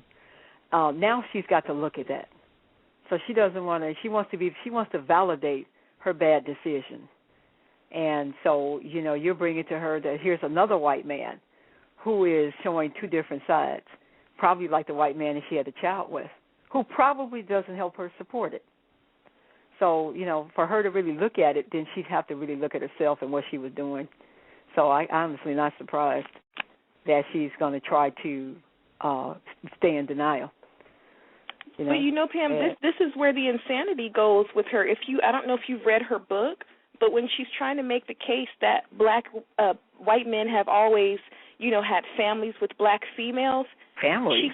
This is because she's trying to get past all the, knock down all the reservations black females have about white men. Mm-hmm. So she's trying to prove to you that, there's always been families. White men have always been willing to have families with black females. What? So she tells the story of, I think it's one of her grandparents, mm-hmm. who witnessed this white man come to their house as a child, and the parents wanted them to go with the white man, and they didn't know who the white man was, and they were on the bus in the South, and the bus driver wanted the black child to go sit in the back of the bus, and the white man said, no, they're going to sit right here with me. And there was some type of disagreement, and he said, no, you're not going to mistreat my grandchild. And that's when they realized that was their grandparent, and it was a white male. Well, the story goes on that the white grandfather had his black family on one side of the county with the black female, but he also had his white wife and family on the other side of the county, and she even says in the book, so that never the twain would meet. So you're telling me basically that one of your black female ancestors played a white man's concubine. He hit her. He had some bastard children with her. He sent them a little bit of money and put them up, but she was in the position of shame, and they lived across town. And the white man had the power enough to arrange it and keep things that way so he could get what he wanted from both of you. And you're trying to sell this to me as a family? Right. Oh, yeah, they always had black family. You know, I mean, come on. Yeah, that's her book is laughable. It's good for research into the mental state of black females who are promoting this and living this way. Mm-hmm. But, I mean, how anybody can look at it as any kind of logical arguments, to the more confused, it can be slick sometimes, but to me, most of it was just so ridiculous. Yeah, that's crazy, talking about black white men have always had families with black women. Oh, Jesus. The person who called in from a blocked number, did you have a question? Person who called in from a blocked number. Hello? Hello? You're echoing a little bit, sir.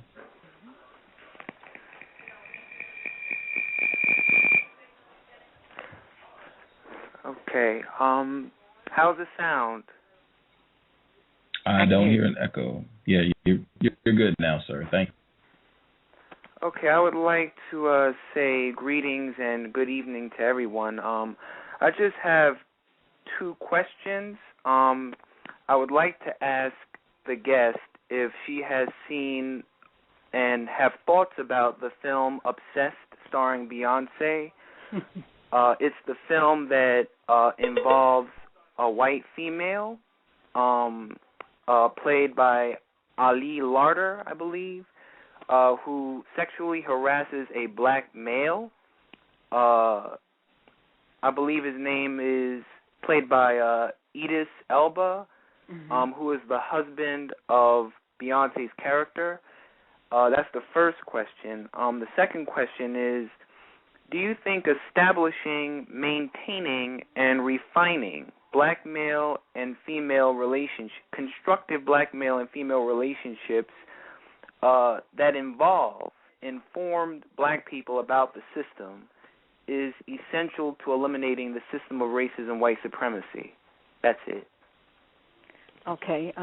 Your first question, yeah, I did see the movie. I forced myself to see it.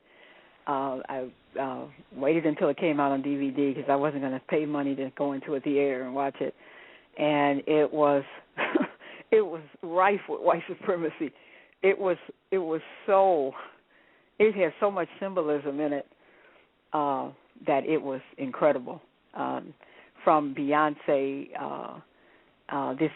this typical fantasy life that they constantly push on black people. You know, the upwardly mobile black couple that's living large, and the black guy that's working in corporate America, only black guy or one of the few black guys there, and all the white people love him and they all look up to him, and he's just got great white co-workers who admire and respect him, and his best friend is a white guy. You don't see him with any black males. And her, Beyonce, she has no black female friends, and she has a white female babysitter. So this is promoted as the ideal lifestyle for the upwardly mobile black person to be surrounded with white people. And all the white people are cool. And then here comes this situation where the white female predator, harasser, comes after the black male and literally tries to rape him. And so when I saw that, I thought, okay, this kind of mirrors real life. The sexually aggressive white female going after the most fertile man on the planet. And she was literally trying to force him to have sex with her in this one scene in the bathroom at their job, I guess. And I said, to myself, well, here it is, this black male is the key to white genetic survival via the white female. So I just saw a lot of messages that she was basically fighting for the survival of her race. This is how I took it. Beyonce. One thing I noticed too was Beyonce and her husband in the movie. They never had a real sex scene. Now, this is an industry that loves having white people constantly rip each other's clothes off, shove yards of tongue down each other's throat, slipping and slurping and slopping all over the screen, having almost porno type of sex. But when it came to this black couple, they kissed a few times, and maybe hugged a little bit, and that was it. And I thought that was really significant. They do not allow black people to make love on the screen. The only sexual activity is permitted for black people is if they're having sex with non-white people or they're committing some kind of sexual perversion. They're raping a child or having sex, like in Precious, trying to have sex with her daughter. That's the only sexual activity that black people are permitted. So I saw all that in that movie. In addition, it was a silly movie. I mean, it was a silly movie. It was very poorly written, very poorly acted. But I saw the white supremacy element through there, that to be successful, black people must surround themselves with white people, and that the white female is after the black man for genetic survival. And you see that even today. If black men will tell you how sexually aggressive white females are now. I've been told story after story after story of white females coming on aggressively to black males. Black males may take it as a compliment, but I'm telling you here and now, it's got nothing to do with a compliment. It's got to do with genetic survival. Did that answer? Did you have any response to that answer? Yeah, it was very very powerful. I like that answer a lot. It was very, very good. Thank you. Oh, you're welcome. I didn't remember the second question. Oh, the second is, do you think establishing, maintaining, and refining constructive black male and female relationships that involve informed black people about the system of racism and white supremacy is essential to eliminating the system? Good question. Absolutely. And they know it. This is just my belief. Maybe I'm wishful thinking, maybe I'm a dreamer, but I believe the single key, the biggest key to overcoming, or should I say overthrowing, destroying white supremacy, is the conscious black male and conscious black female have to come together. I believe it's a spiritual thing. I believe it has so much spiritual power in it. The receptacle and the plug coming together, just like you plug an appliance into the wall, if the black man and black female come together in a constructive, conscious way, they know, at least this is what I believe, they know that the end of white supremacy is near, because the only way white supremacy works is if non-white people support it. Non-white people have to continue to support it and endorse it and submit to it for it to exist. It's like the Wizard of Oz. To be the wizard, you got to have people believing you're the wizard. But if they pull that curtain back, what do they see? An old skinny white man with a flat ass pulling bells and whistles.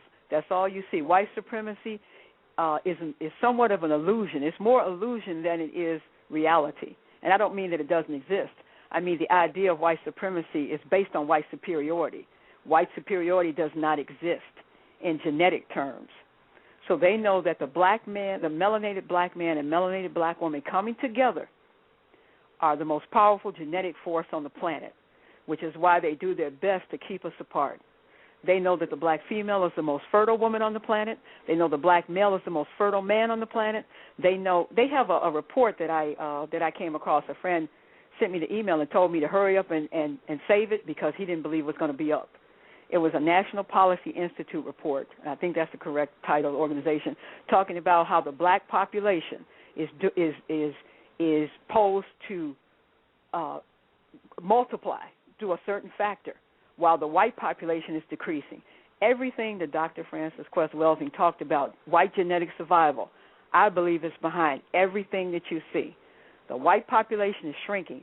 The black and non-white populations are expanding, even in spite of all their efforts to destroy the populations and to commit genocide. The population of people of color is still going up. that's a problem, because as the white population shrinks, their hold on 85% of the world's resources also shrinks. So their only choice is to greatly reduce the number of non-white people, and in particular black people, from the planet. So, yes, I totally agree with you. I think that is the key to survival, and I believe it's a spiritual thing.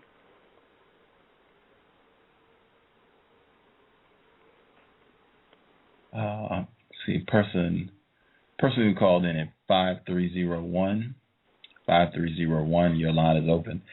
Before I get your line, I did want to say I can think of one film where there is a non-perverted black male, black female relationship where they are allowed to be affectionate, physically affectionate, and it's not like gross or anything. Love Jones, Lorenz Tate, Nia Long, Bill Bellamy, Isaiah Washington. He got in trouble for calling out, I think he said the word faggot, and he got in trouble, but he's in that too. Nia Long, she was in Good Hair. And I remember, this is how powerful white supremacy is, because that film is like so different from most of the other films that came out around that time, where it was just a lot of black people being violent and killing one another. I watched it and I was terrified of like really enjoying the movie, because I was like, somebody's gonna die, like somebody's gonna get killed any minute. Like I remember, you talk about post-traumatic stress syndrome and white supremacy stress reaction. I was afraid of connecting to the characters in the movie because I was convinced someone was going to get killed. And I mean, if that happens in movies, you know that happens in real life all the time. Absolutely. But no one dies. Like I didn't get until the end of the movie, until the credits rolled and no one died, and then I was able to really be like, oh, this is a really nice movie. But that's the one example I can think of where you do see like an actual couple, and it's not crazy, it's not perverse, nobody's a crack addict. It's just a pretty as healthy as can be under the system of white supremacy. Yeah. That was a good movie. I remember that. Let's see. Got that one. Person who dialed in last 4 digits, 5845. 5845. Your line is open. Greetings, Gus. Greetings. How are you doing, sir? I'm doing well. And greetings, good evening, Pam. Greetings. All right. Yeah, I just received your book, The Trojan Horse, and it's great. It's a classic. I received it last week, Monday. I think I sent you an email that I received it. I got a question for you. Well, I actually have two, and if you can answer both of them, or I can ask you each question at a time.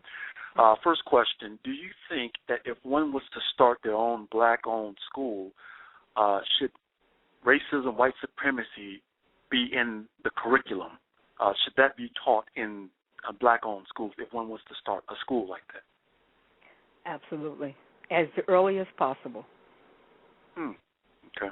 I think kids are very smart. You see, for justice, I think they need to understand it as quickly as possible. Okay.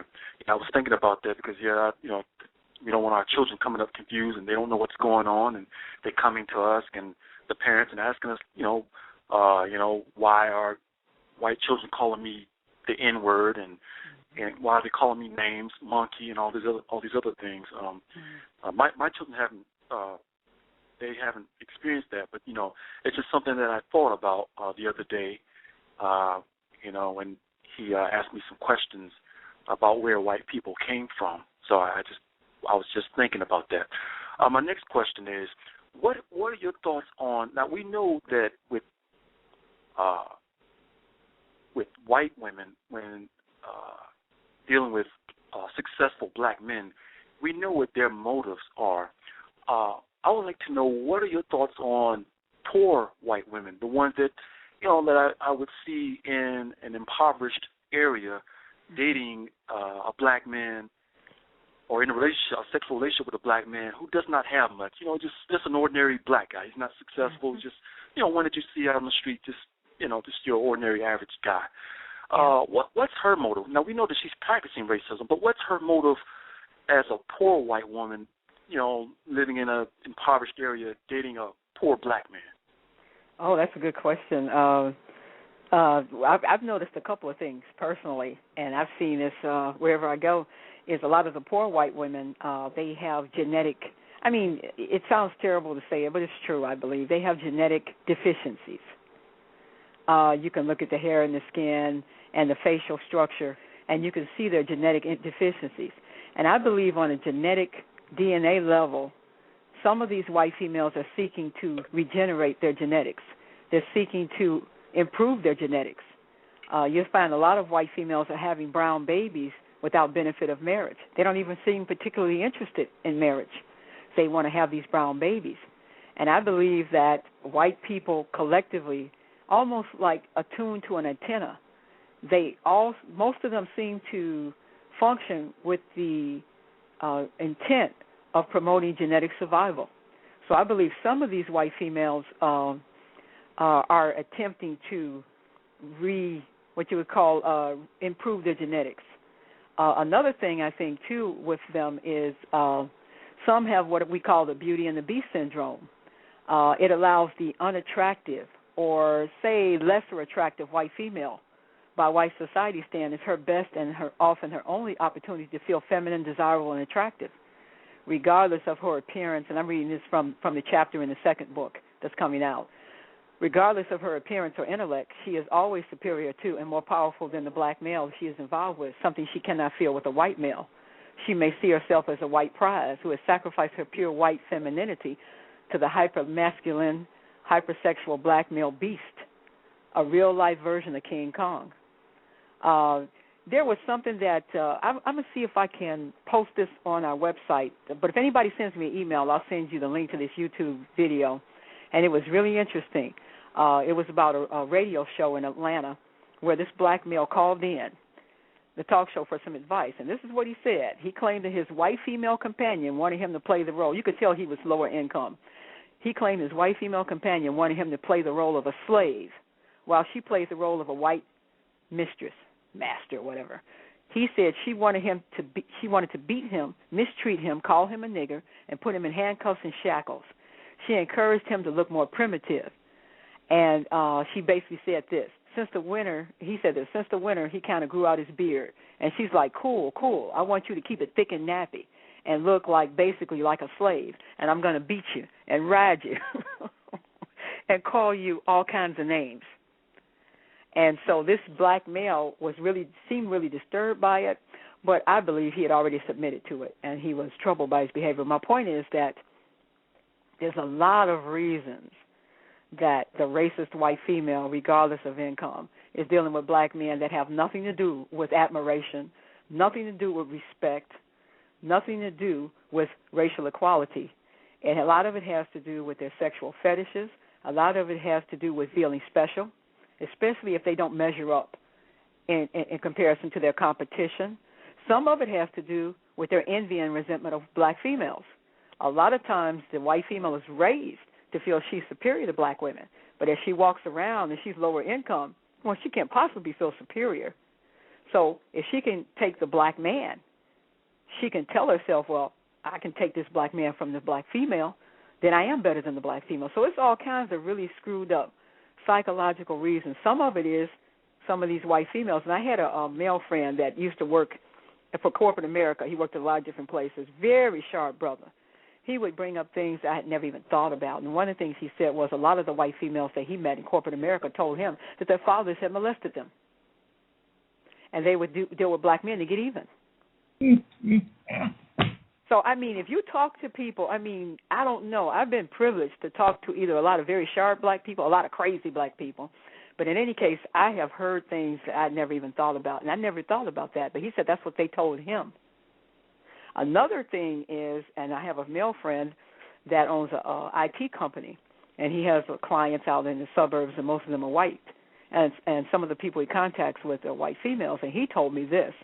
He said that the white females, they would be flirting with him and talking to him and, this and that. And so, he's a married man. And so, he's kind of person that he's very easy to talk to. So they told him, they said a lot of the men in their community are homosexual. And so they're seeking companionship and sex. So there's a lot of different reasons. And one thing that I think is really important, and I almost envy white females for this, sexual freedom with no consequences.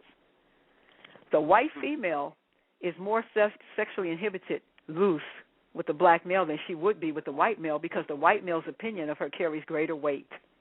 The sexually aggressive white female knows that the black male has no power to destroy her reputation or her social standing in her white community, because neither he nor his opinion is welcome there.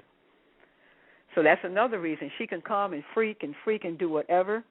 Now, this is what a white female says, and this is in the book. She's 40 plus. I got this from her article that she wrote online, and it's called "A White Woman Explains Why She Prefers Black Men." Her name is Susan Crane Bakos. If anybody shoots me an email for anything I mention, I will send you the links. She says this: the white woman who goes after black men is a white bitch in heat. White women turn to black men when their sex drive kicks into higher gear and their social inhibitions recede into the rearview mirror. It's a yes, baby. No, I'm ready for your reaction. But you know what else she says? She says, so sisters, you think we're taking, I think she said this. She did say this. She says, sisters, resent us for taking their men, but sisters, we're only after the sex. They're not the marrying kind anyway. This is a white woman who explains why she prefers black men. And she talks about having these chance encounters. She meets a guy, and then she met a guy at a bar, and within a half an hour or so, they're in the back seat of a car. Yeah. So there's a lot of reasons. We give 13 reasons, though, as to why 13 reasons why whites pursue interracial sex. They have nothing to do with love, but everything to do with race, racism, white privilege, and white supremacy. It's really something. And, it's so much to say about the interracial sex topic that we're going to do a separate book just on that because we couldn't fit it in this book without making it 500 pages. That's how much stuff there is. When you start really looking at it, interracial sex is the second most powerful weapon that white supremacists use to destroy non-white people. Yep. There's something else. That's deep. Wow. When is your second book out, Pam? It should be out in February, early February. We're shooting for like the first or second week in February. So okay, and we will right on purchase it from. Okay, and we'll be able to purchase it from your website, Trojan Horse One.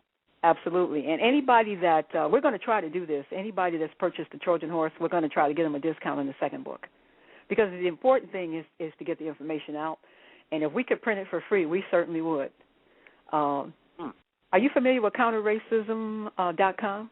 It's counter-racism.com, and they actually advertise on Gus's show. Yes. Okay. The brother, Gus, Ed Williams, sent me an email of a book that he just wrote, and he's giving it the PDF away for free, and he told me I can share it with other people. And I'll send you a copy, Gus, and he says he's going to do that until he picks up a publisher, and then he's going to sell it. So we're trying to look at, the interracial sex book. We're wondering if we can find a way to do it for free. And if we can, we're going to do it for free, because it's just that important that black people stop having sex with white people. That's just how important it is. And if we can't give it away for free, we're going to make it as cheap as we can. But definitely the people that bought Trojan Horse, we're going to try to make sure that they get a discount on the second book. Mm-hmm. So you're on that list? Yeah. In that order.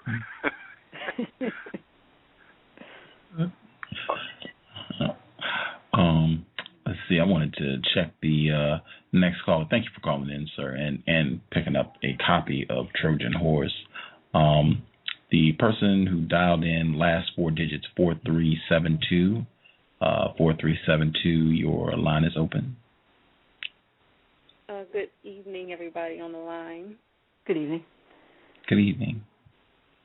Pam, you on fire, girlfriend. I'm downloading this right after you on fire, you dropping some bombs. For real. Well, I'm getting a lot of good questions. I'm learning from you guys too. Yeah, no, that last piece definitely went deep into the issue with interracial relationships. And actually, some earlier callers stole my thunder about the question I was going to ask about constructing black families and being a very important aspect in fighting this war.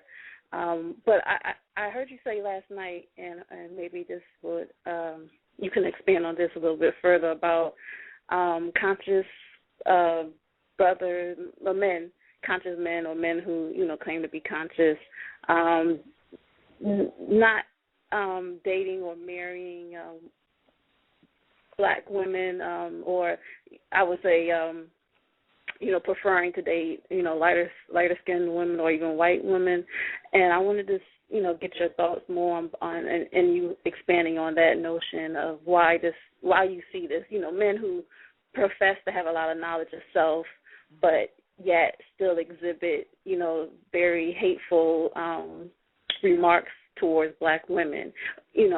All this information that you presented, they constantly flame the few fires of this resentment and this, hatred that you hear, whether it's in the media or different websites and stuff of that nature. So yeah, that's something I had noticed. I'm sorry. Did you? That was the question. Did you? Yeah. Okay. So that's basically my question. Like, do you think this? Of course, going back to the confusion. People who we assume wouldn't be as confused as those who are, more willing to fall into that kind of mindset. What do you see as the problem with that? With these particular men who say that they're, aware, conscious, yet they, have very hateful remarks about what black women do and what we don't do, falling into this hype about the negative stereotypes about black women.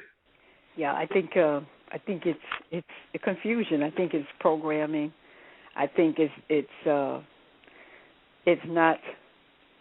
the normal state of mind of a black male who has not been programmed by white supremacy. So I think it's just what Gus was saying the other night, was that when you're dealing with black people, you have to understand that we're mentally sick.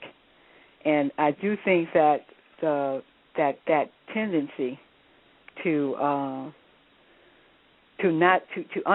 say you understand the system of white supremacy yet falls prey to it is really common. I think what could you say about a man that does that? What does he think about himself?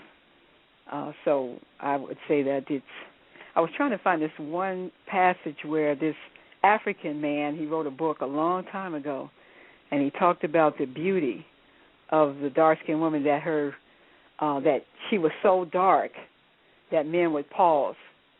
They were just struck by it. So I think that the important thing I would like to say to black women is, there is no white supremacy. There is no white superiority in terms of beauty or looks. And the brothers that fall prey to that, they've come up through through their whole life seeing nothing but images of white beauty. So it's kind of hard, even though you try to be conscious and you try to overcome your programming. We're still addicted to white supremacy. I'm still addicted to white supremacy. I still find myself having improper and incorrect thoughts, and I try not to act on them. So I think that the brothers that do that, for me personally, if they go so far as to marry a white person, we're done. I don't care what you say or do. You don't have any credibility with me. So right then and there, I have to write you off. You're not capable or credible or qualified to lead me anywhere because you can't lead yourself. But at the same time, I do understand that they're victims. So it's kind of a hard thing to really answer, because I know I'm still sick, and I know that their behavior manifests their own sickness. But I would say to sisters, if you were inferior, they would not spend so much time trying to prove we are. They wouldn't have to prove it. So just the fact that they have to put these articles out, Just the fact that they have to keep telling us how inferior and defective we are means they know we're not. And when you look at the beauty industry, look at all the millions and millions of dollars that are spent by white females and non-black females to look like us, to get the lips, the butts, the breasts.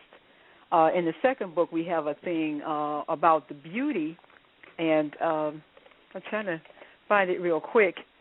And basically, when you look at how they degrade black women, yet imitate black women. Okay, like the Hottentot Venus. I don't know if you heard of her. She was a... Yes. Okay. Now, she was exhibited like a circus act. She was seen as a freak. But then, after her death, white females from America to Europe adopted fashions that gave them the appearance of having protruding buttocks. And we've got some pictures in there, Polonais costume of 1883, and a painting by the artist Renoir. I can never say his name. There was an artist, very famous artist, who did a painting. Again, with white females wearing clothing and having some kind of mechanism under the clothing to make it look like they had the same shaped buttocks as the Hottentot Venus that they ridiculed. So that just goes to tell you that black women are demeaned, not because we're inferior, but because they know we're not. And I think they know who black people are. They know who black women are. They know, and therefore they have to destroy the self-esteem of black females, because if they don't, then the black male and the black female come together. And I think that's pretty much the beginning of the end of white supremacy. So the brothers that do it, they're brainwashed, sister. They really have not overcome that part of their sickness. But yeah, you know you're beautiful. You know you're beautiful. You know when you look in the mirror, you've got something that goes beyond the mirror. We were the first people, you know? Yeah, absolutely.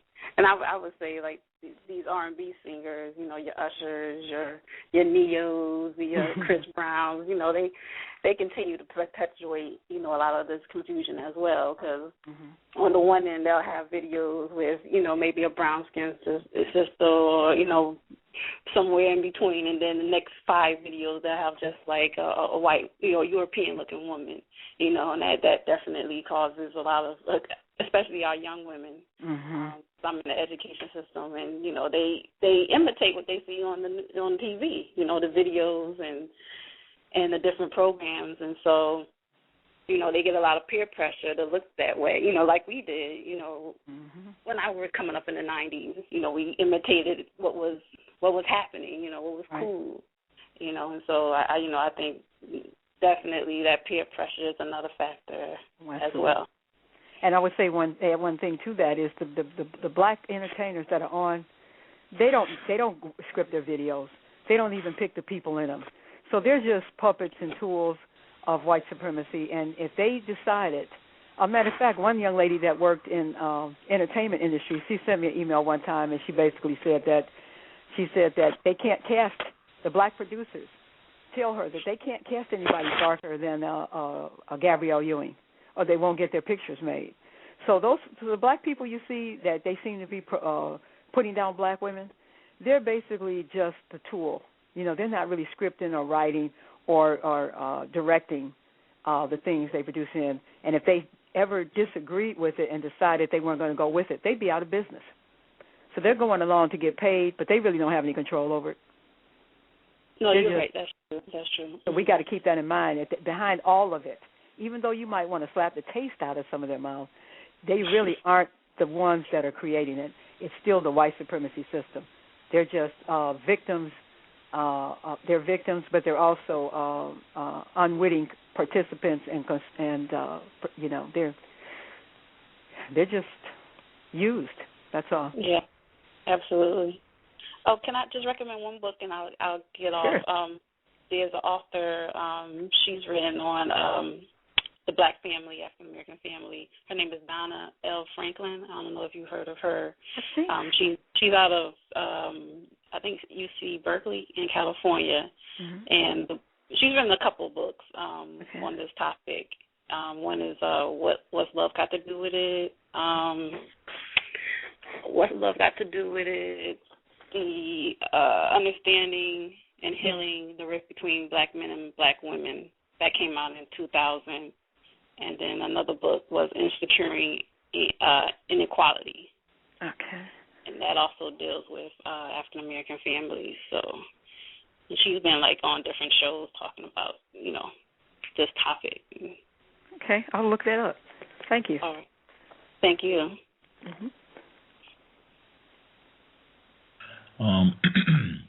The person who called in, Non-Mighty Wick, your line is open. Did you have a question? Sorry about that. Wait a minute.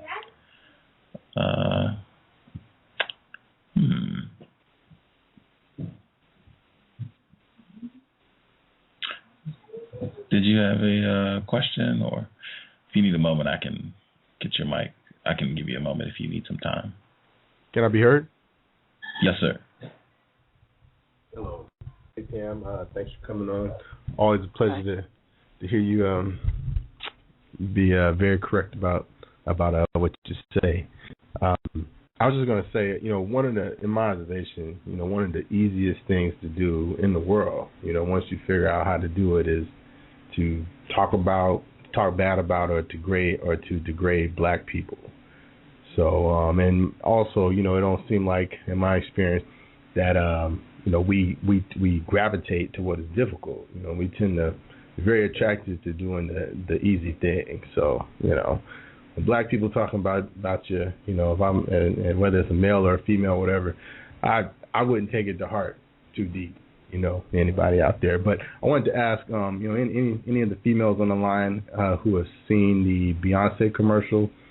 I was just curious, what message or messages do you think is being sent to, or, that you pick up from there, or what do you think that is saying to you?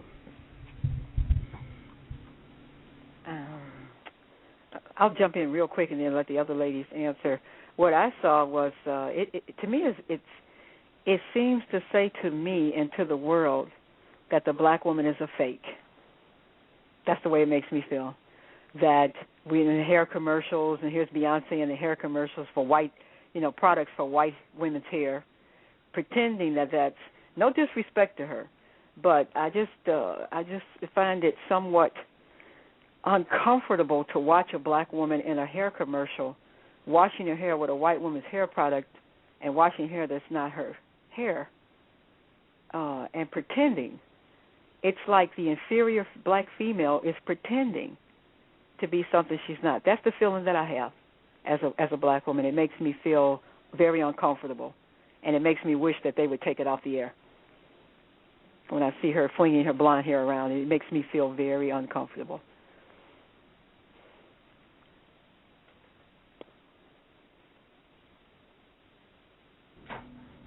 Any other females on the line? How does it make you feel? If there are like 3 other people that called with a question, if I can nab them really quick, and then I'll open the lines up, and all of the females that are on the line, they can respond to that. Is that acceptable? Sure. No problem. Okay. Yeah, I'll make sure that's the first thing we get to when I open the lines up. The person who called in 7908, did you have a question? Yes, can I be heard?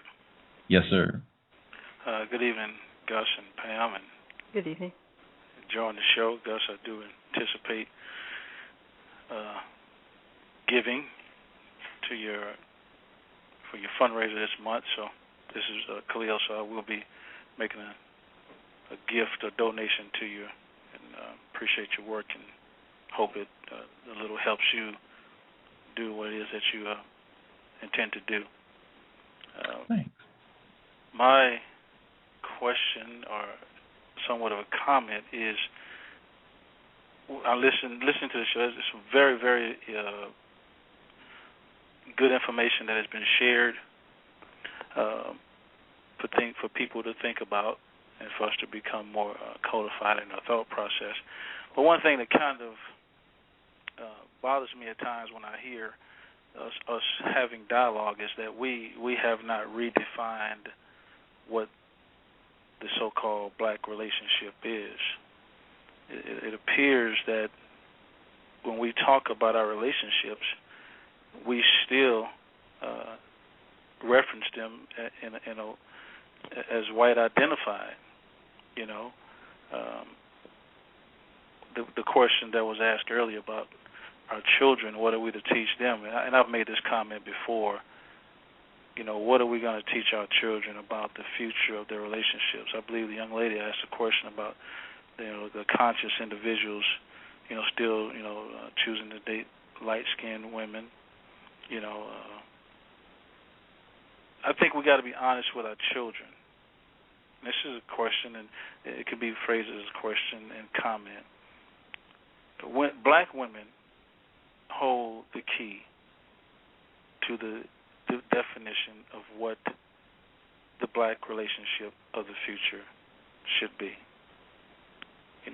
Black women have the power to determine the direction of our people more so than we do. We have the power as black men, being the stronger individual, to protect and things of that nature. I'm teaching my daughter, I will be teaching my daughter. She's too young to understand anything that I would teach her right now besides yes and no. And my son, that they have to think outside of the box of the standard of relationship that has been given to them. I'm going to teach my daughter that she may have to deal with the options of sharing a conscious so-called black man. And I'm going to teach my son, I am teaching my son because he's of age, that he may have to deal with that situation himself in terms of being a man who has to share himself with several black women who are conscious. How are we going to ever really deal with our situations? When we're in war, we have to do things that are outside the box. And I'm not a person who's living that lifestyle. Let me make that clear. Not that I would be ashamed if I was. And I'm not promoting it, but I'm just saying if we don't really get down to discussing every issue and every option has to be on the table as it pertains to black people. If we call ourselves wanting to survive, it doesn't matter what, if you hold to some religious ideology, even in those texts you find that these questions had to be answered for our people. And I just feel, I believe that we will never achieve what we call the harmonious black relationships in our community as long as we continue to view our relationships from a European perspective. I know that's hard for us. That's hard for us to want to go there. But I'm just an honest individual who wants us to come out of our circumstances, and even if that is something that takes place for a season, if that produces wholesome individuals where it's no longer needed, then it may be necessary. But at the point that we're going, with the state that we are in, even amongst the conscious community, there's not enough men for women. So when we tell our sisters that are black women that they should remain by themselves, what message are we sending them? I mean, how is that message different? Now, this is just my question. This is just things that I have pondered because I do have young offspring. I do have a daughter, and I really had to consider my thought process once I had a daughter. Is this something that I really want to consider for her? And I had to come to the conclusion, because of my love for her, that yes, I would much rather see her in a relationship such as that. That is, whatever arrangements they would make, but that is wholesome, than to see her come home with a European or a white man or a black female or a white female, for that matter. So I'm just saying we have to be, sometimes I just think we're not being honest with ourselves totally. That we're still scratching the surface, and we're not digging deep in what we have to be giving our children, the next generation. And women have that power, men don't. Men don't hold, men can't, we can't make that a reality. And I have, my personal experiences from my grandfather, who, of course, who came from the old school, and that's the type of life that he had. And I can honestly say that I never, and he's dead now, but I never, or he's transitioned, he's not dead, but I never, ever, in all of my life, saw my grandfather with any other women. And when he passed on to the other side, or to the next form of existence, he had plenty of money in the bank. He paid for his funeral, and he left some things for those women that he shared his life with. Whereas my father, whom I love and respect, don't get me wrong, I have seen my father with untold numbers of women. He has been married, so-called legally, 4 times. And he's an individual who decided he was going to do it the way, he's going to live according to the system. Whereas my grandfather made a choice that this is me, and this is how I'm going to live. I'm not saying that it's for everybody, but I'm saying if we don't put these things on the table, then I think we're just setting up our children for the same thing we're dealing with right now. They're going to be having these same discussions in the next 40 years.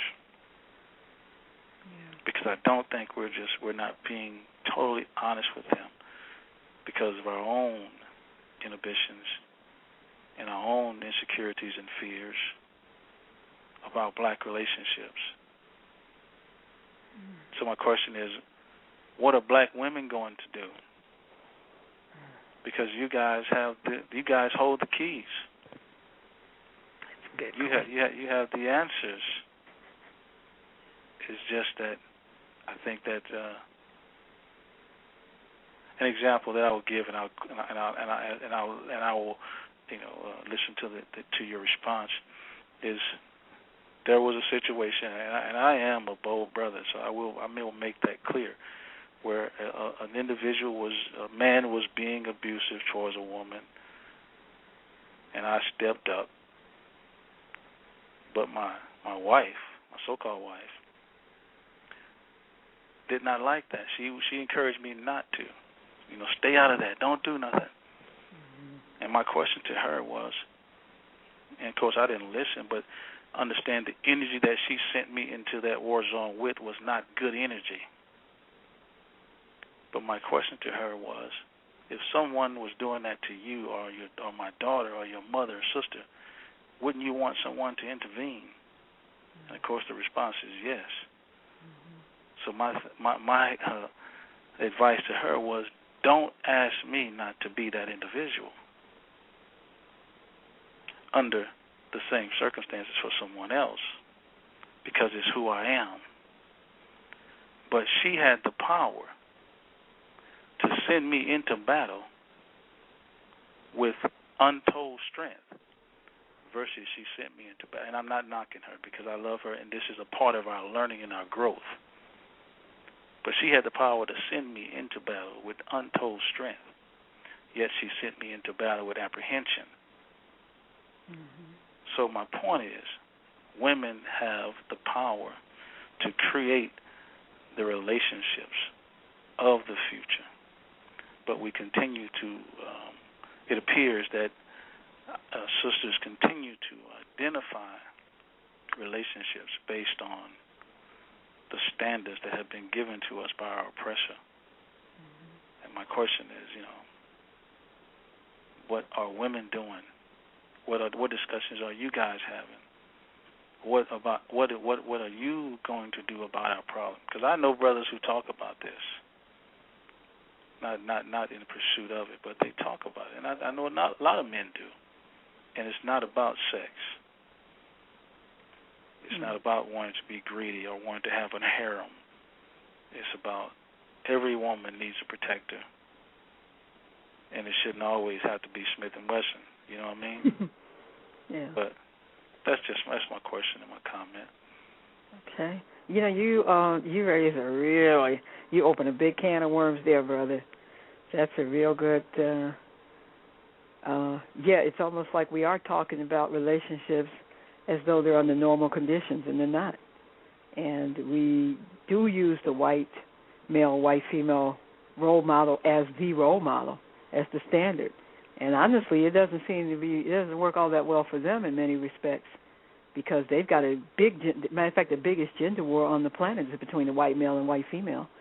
Otherwise, there have been no women's liberation movement, no women's right movement, none of that. So what are black women going to do? That's a real good question. As far as I know, we're not really talking about alternative family structures, as far as I know. I've never heard of that conversation. And it's a very real conversation to have because, like you said, if every black man decided he was going to be a married man and take on a family, make a family with a black woman, there'd still be black women who wouldn't have a family. So, but I think the problem is that we're in this system, and a lot of sisters, because we've been so much negativity being a black female, a lot of black women have become almost sexist toward other black females and very non-supportive because it's like you put two people in a prison camp and they feel that there's limited resources. So rather than them trying to get out of the camp, they start fighting each other over the limited resources. And that's pretty much what I see happening with black women is we're frustrated, we're angry, we're scared, very much worried about the future. And the easiest person to take it out on is another black female. So I think unless maybe with the next generation, I don't know. I think this materialistic society teaches us that we got to have our own. You know, I can share my stuff with nobody. That's my stuff. And that attitude carries over from material possessions into relationships. So I don't have an answer for what we should do, but I do think it's a dialogue that needs to happen. And I think black women, we shouldn't dismiss it so easily because we have a tendency to dismiss that saying, you know, well, they're just talking about getting a lot of extra sex and having extra women and not sneaking around. But I can see that some brothers are not looking at it from that point of view. They're actually trying to come up with a solution. So that's a dialogue that needs to happen. What do we do with the surplus of women who also require a family structure, you know, which to raise their children instead of being single mothers? That's a real good question. You got any input, Gus? Because I don't know how to even, you know, I don't know what the solution is. I'll ponder on that one a tad. I'll ponder on it, and then when I open the lines up, I'll offer a thought. See the person who called in 531. I feel like I saw that number before. I feel like I found that number already. I think I did. I might be incorrect though. 5978. Your line is open. 5978. And I'm about to open up the people whose lines for the folks who raised a hand. So if you could make sure that you are in a quiet area, use your mute. If you are not speaking, that would be very helpful because there are a lot of people who called in. So just to preserve the quality of the program so we don't have a lot of background noise, I appreciate it. Thank you, everybody. Please, thank you. Okay, so 5978, did you have a question, sir? 5978? May I be heard? Yes, sir. This is King Simon, brother. Oh, greetings, sir. How you doing? That's why you recognize the number. That question that brother, very good, because I'm glad you're having Brother Polite on this weekend. because Brother Polite is involved in a polygamous relationship. And matter of fact, one of the women happens to still be a virgin after being in the relationship with him for the last 4 years. So, but in his book, he has a book called Romantic or Roman Antics, Polygamy or Monogamy. And the slogan and the saying in his book is, love is law and family is business. So, and they run a various amount of family business out of his household. And at 27 years old, to be able to do this, he was married to his first wife for at least 10 to 13 years first before he decided to get into a polygamous relationship. But let him do that. He can break that down very well when he comes on your show in regards to that. And he's been, and matter of fact, and in his book, he goes into what he actually sit down and with the women that that his wife chose or to bring into the family, because usually all of the women are the CEO of that whole structure, because each one of them have their own independent business working out of their own household and they don't want to give nothing to this white supremacist society, really. That's why he buys his own book, have his children do their books and all that, and the editing happens in the house, the videography, everything happens in the house. And all the money stays within the household, circulates. Even if he asks one of them to do graphic arts work, he employs his wife, who's a graphic artist, and pays her. It works. That's how this thing. The promotional department, his other wife. The health department, his other wife. And there's 3 wives he has. And even his daughters are, into the food business and all that. But like I said, he'll be on your show on Saturday. He happens to be my business partner also in a lot of the events that I produce here in New York City. What I wanted to ask the sister with the book, The Trojan Horse, Pam, how are you? Oh, hi, how are you? My name is King Simon. I wanted to know, do you do any speaking engagement, and how can I get in contact with you, first and foremost? I haven't done anything other than the radio. That's it? What? No, you don't have a book and you haven't done anything? That don't make no sense. Well, I've been on the radio. I know you need to come on out and speak to people.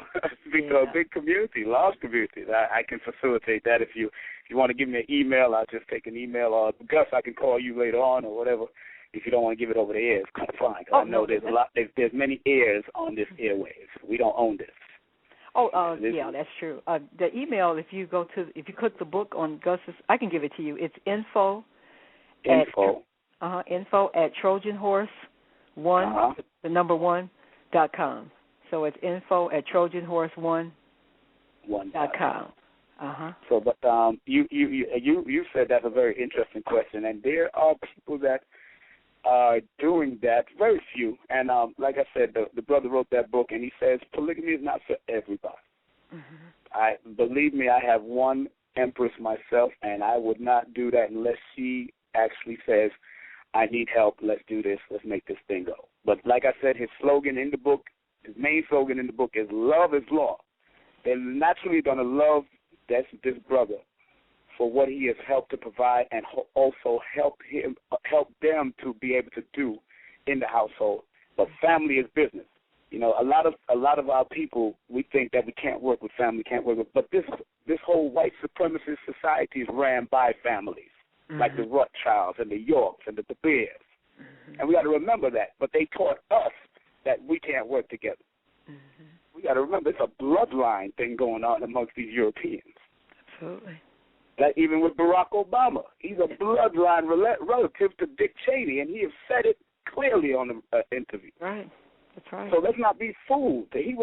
Although Jesse Jackson ran for president, Al Sharpton and Shirley Chisholm back in the day, they were not part of the bloodline. So let's be real about this blood, and it goes all the way to the Queen of England. This bloodline. Right, that's right. And the popes. So let's be real clear and concise about white supremacy at its blood roots, the DNA. That's what they deal with. So we have to get back into our family-orientated thing, like our ancient Kemetic family and ancient Ethiopian family. We used to deal with family also and build our businesses through family before we fell. So we got to get back into that, and that's why I understand what this brother wrote about. Love is law, because it's a natural law in the universe is love for ourselves and love for our people. But family is the business. And Mitsubishi, I heard Ray Hagan say one time he went into Mitsubishi office and they said they had a business plan for 250 years. A business plan that everybody had to understand and study. So this is 250 years from now. They plan on ruling and controlling. So imagine what kind of thing that J.P. Morgan had, what kind of business plan that Firestone had, what kind of business plan Ford had, what kind of business plan the Yorks family or the Rothschild set up. This is real family business. So I just wanted to get that out there. I want to thank you, Gus, and thank you, Pam, and thank you, Justice. And let's keep the family popping. Let's do what we got to do as a family if we can and make it happen as non-white people. Thank you. Okay, thank you. 250 years. Yeah, that's what it says. Wow. Never would have thought that. A business plan. Huh. Wow. Again, Mr. King Simon, always good to hear from. He helped out a ton, helped get Brother Polite to come on the program this weekend, and Mr. Aton Edwards, who was on the program last week. Very helpful. Appreciate his support. The folks that called in with a hand up, as I said, I was going to open up your line. So if you called in and you got a hand up, your line is open. We got to remember the question on the table that was posed by Non-Mighty Wick for the females on the line. The question, what was it? Oh, it was how do you feel the Beyonce Knowles commercial?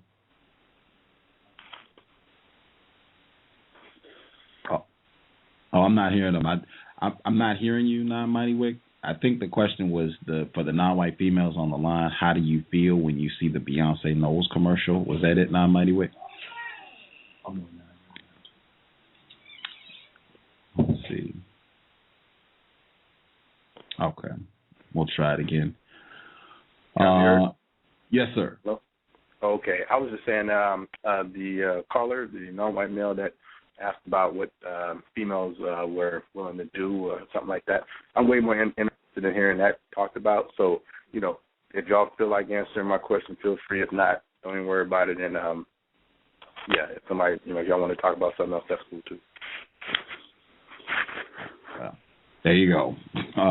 Your lines are open if you could just keep the background noise down. There were a couple other people that had questions as well. So if you just want to ask your question, you can do that too. This is 860. I wanted to talk about the polygamy question that was on the table. I think that if you look at just recent history, I think there have been many black women who have agreed to practice polygamy. Different communities like Asar, Set, in different areas of the country. I became familiar with Asar, Offset in D.C. and Baltimore and Philadelphia, and they have people who are in those groups. In that group, they practice polygamy for many. Now it's been decades, and some have found family strength and have developed different generations of families through that organization. You have Orthodox Muslims. In different communities, New Jersey, Philadelphia, New York, who've been practicing polygamy. So I think just to say that this is not something that African-American women are not willing to talk about.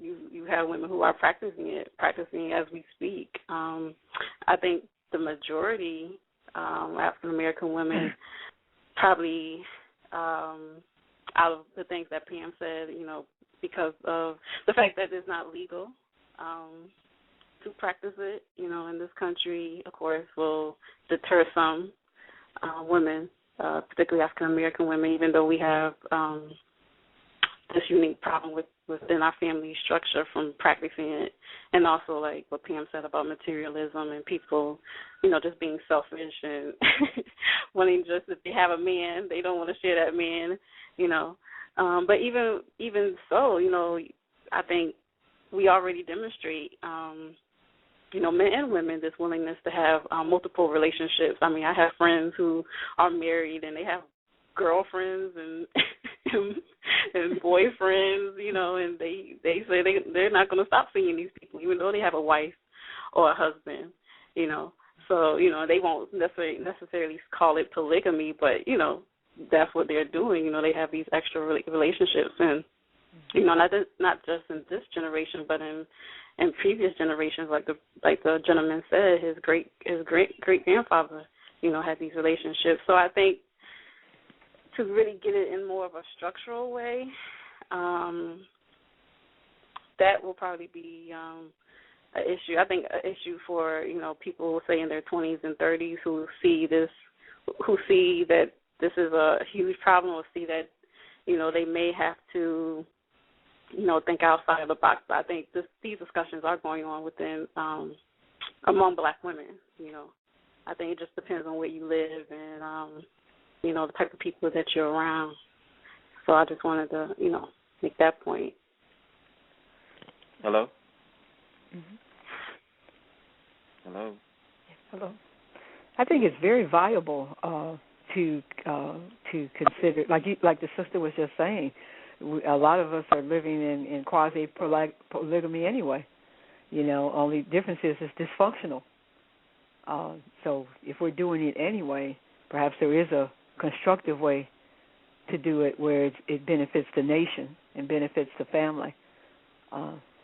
So I'm not opposed to certainly talking about it. I'm not even necessarily opposed to being in it.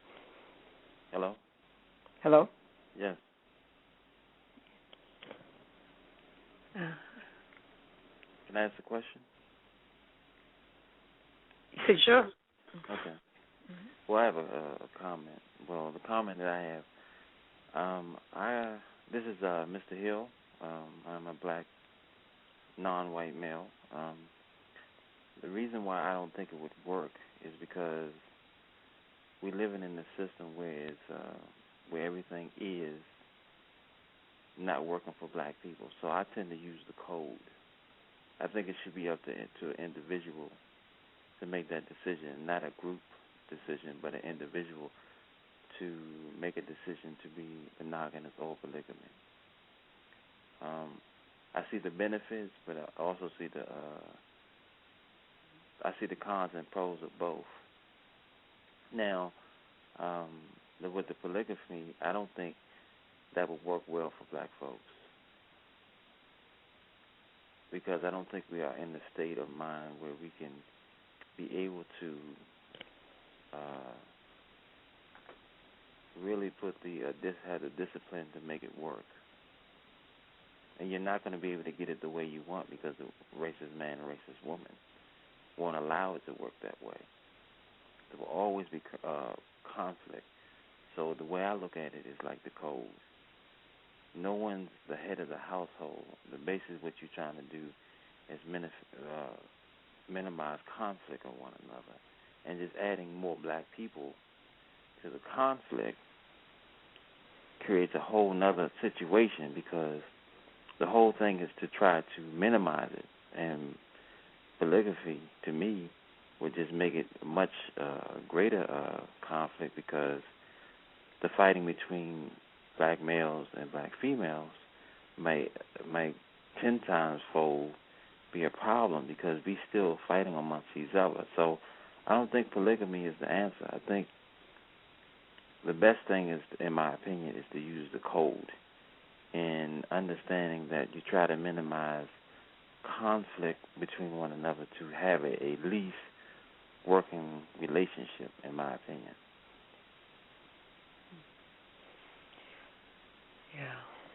Yeah, I see your point. It'll be interesting to see what that brother has to say when he comes on, who's in a polygamous relationship, to see what his experience has been. Is the mic open? Is my mic open, Gus? Yeah, we can hear you. Oh, I'm sorry. This is Khalil again. I just want to add in, because I definitely didn't intend for the conversation to be steered. But sister named, and I don't I don't say that this is a solution to our problems, but the sister, female who named some of the people who practice this particular form of relationship, are all organized, or relationships, or religions rather, such as the Muslims, Sarah said, a society. And I'm just saying that it is an individual thing. It is a choice that the individual makes. But just like Navy Fuller says, that what the individual does becomes collective, and that's where the power comes in. It's an individual choice. It's not a movement. I don't look at it as a movement. It is an individual choice, and what we do as individuals becomes power, because we have to challenge the system in all things, and we have to challenge the system in our relationships as well.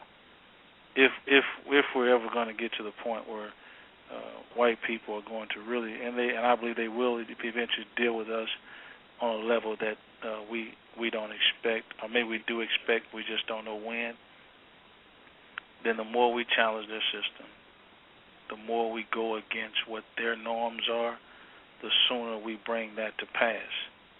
And that is definitely my desire, is to bring forth their aggression towards us, because we definitely can't be the aggressor towards them. Rather, it's not a win or lose thing.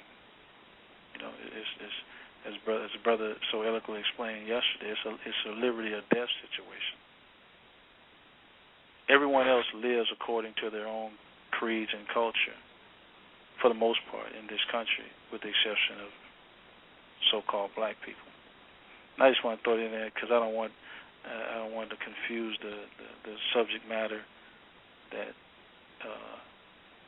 this is something that should be organized, and I just think that it's always an option. I'm going to put that option on the table for my offspring.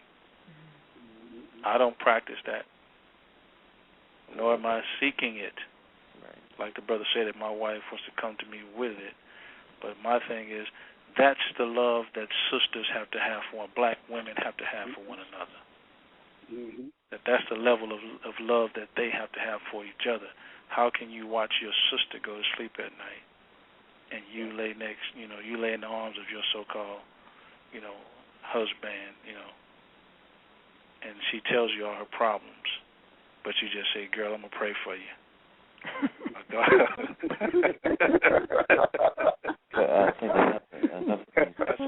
I got somebody for you. Just keep on waiting, yeah. But yeah. I just want to interject on that.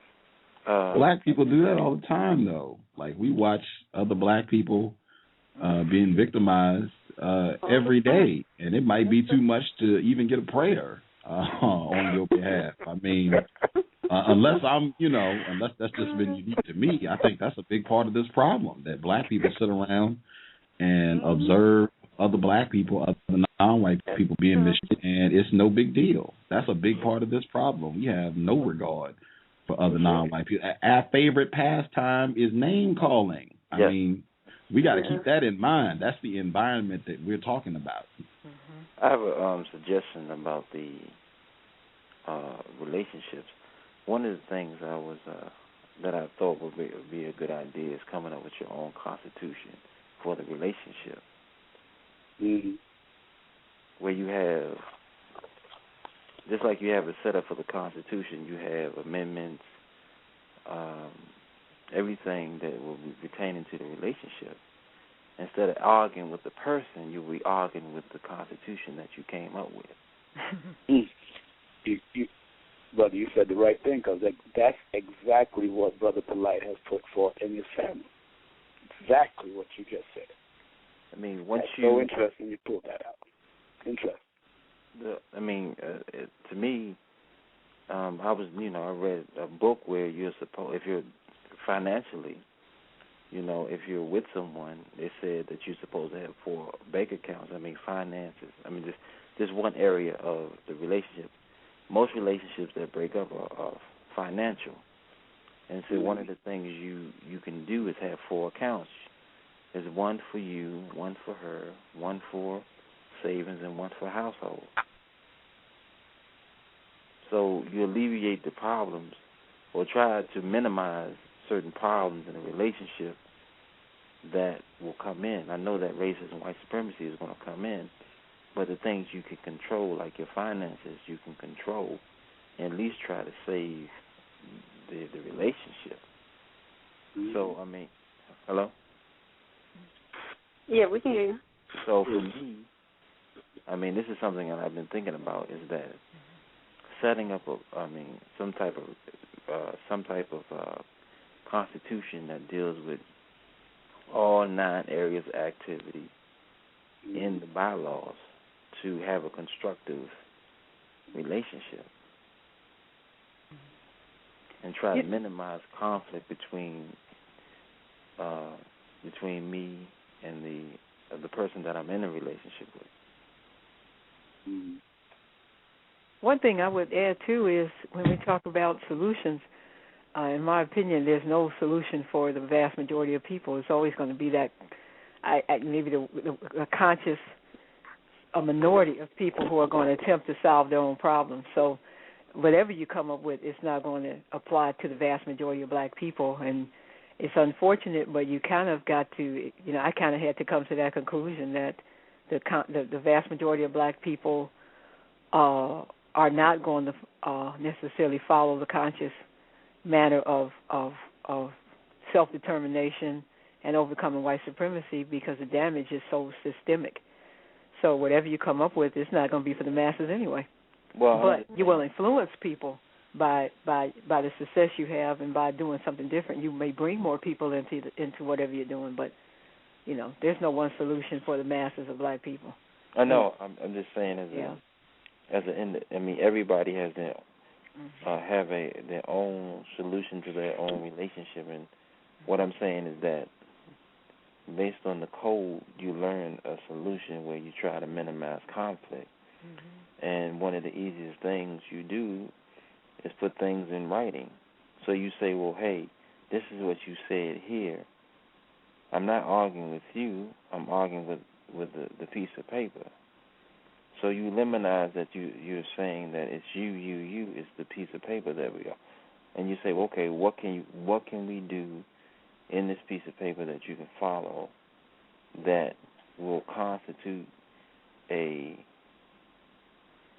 decent relationship under racism, white supremacy? I think, I'm not saying that it's not a solution, but we do everything else with a contract. So why not make up a contract between you and the person to follow? Yeah. Can I be heard? Yes, we can hear you. I can hear you. Okay. Just shifting gears a little, by way of looking at some non-white alliance resources, I wanted to know if anyone saw the movie The Green Hornet.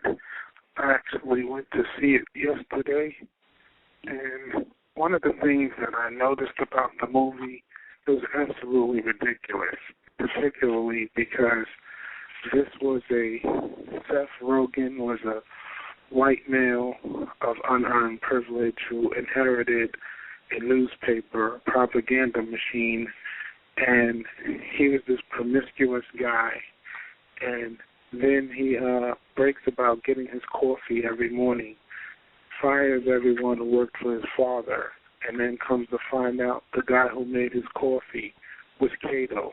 So then he hires him back because he needs someone to make his coffee, and discovers that he's a genius. And he's a genius, however, he is a genius that makes his father's coffee and fixes his automobiles. And it shows and it illustrates how the white male actually maintains his power. And as anyone who studies interracial relationships knows, that the greatest or the largest segment of interracial relationships are white men with Asian women.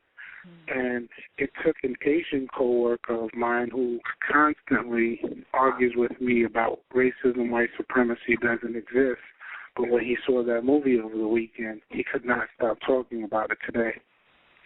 Because throughout the movie, they show the Asian guy as pretty much a pervert lusting after Cameron Diaz, who's a white identified female. And at one point when she clearly opens up to dating him, the Green Hornet character says to the Asian, "Go and make my coffee." And it was so disrespectful. I was expecting the Asian guy to have buck teeth at any point in the movie. and I mean, the movie was so disrespectful that I would encourage any person who has a non-white friend who may be an Asian person who may be straddling the fence as to whether racism, white supremacy exists or not, to use this film as a resource to bring them into the fold of forming a non-white alliance. Wow, you make me want to see it now. Otherwise, I would have never seen it. I think I might check it out. It was absolutely ridiculous. You know, Bruce Lee was the actual person who was in the real one. Say that again? Bruce Lee was the actual. He was the real. He was the real one. Yeah. Oh, yeah. Right. That's right. Bruce Lee was the first, right? But you know why they're doing this, of course, because China is eating. They're subliminally telling you that regardless of what China is doing as a superpower, they're still not white. Right. They remind non-whites all the time that they're, they remind them all the time.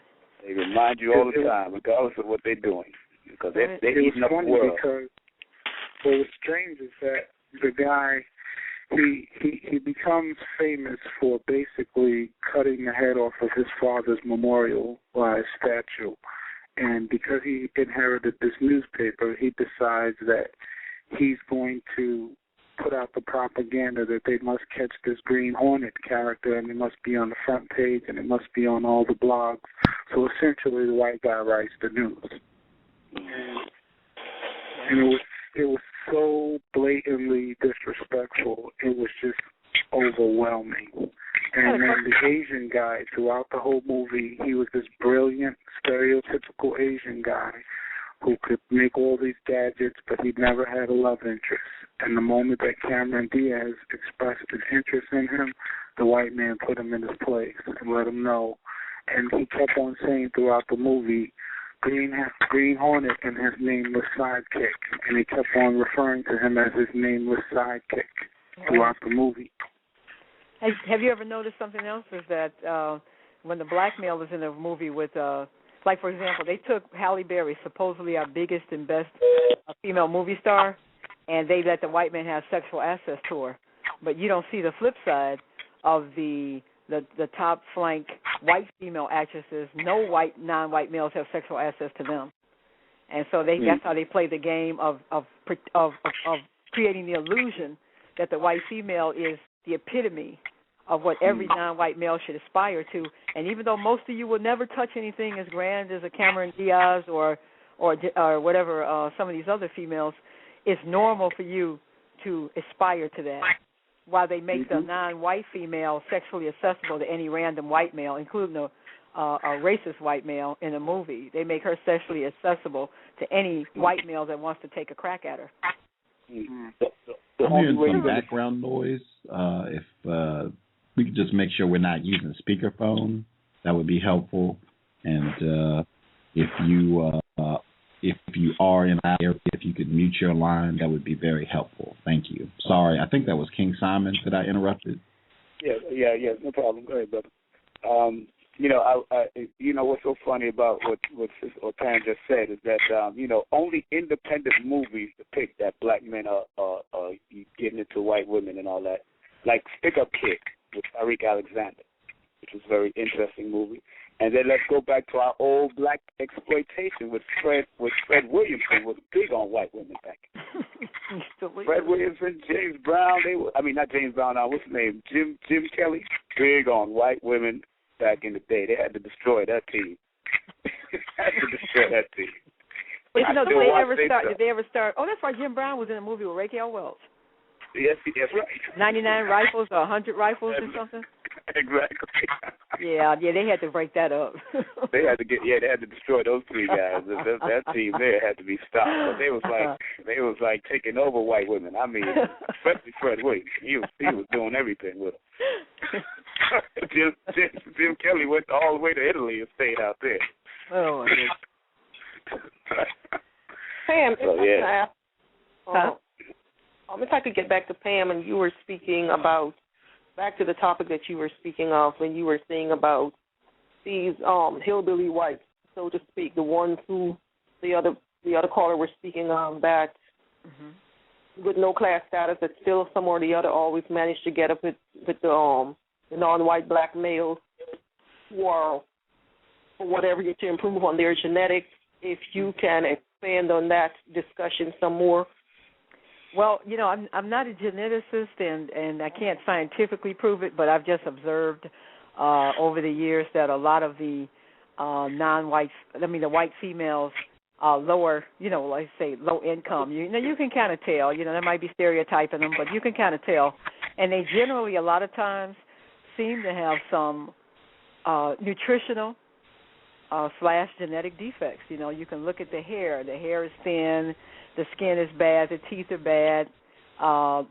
There's something. Matter of fact, I saw a young white female with a black male, dark skin. It seemed like they always go for the dark skinned black males. And I won't say always, but that's generally what I see. And I looked at it and I said, I saw her. I looked at her and I said, there's something not right with her. There's something wrong. It wasn't that she was unattractive or attractive. It was just something off about it. And I said, oh, okay, being with this dark male, if she has any children, she's going to improve her genetics, because the one thing I think I remember Dr. Frances Welsing saying was that white people, generally speaking, have more neurological disorders. And she didn't say this, but I also wondered if they had more genetic defects, or genetic birth defects. I do think that even white people have admitted that the black organs are superior. That black people, the genetics of the dark-skinned people are stronger. And so if you're a white female and your genetics, I'll give you another example. I have a relative that married a white guy. And when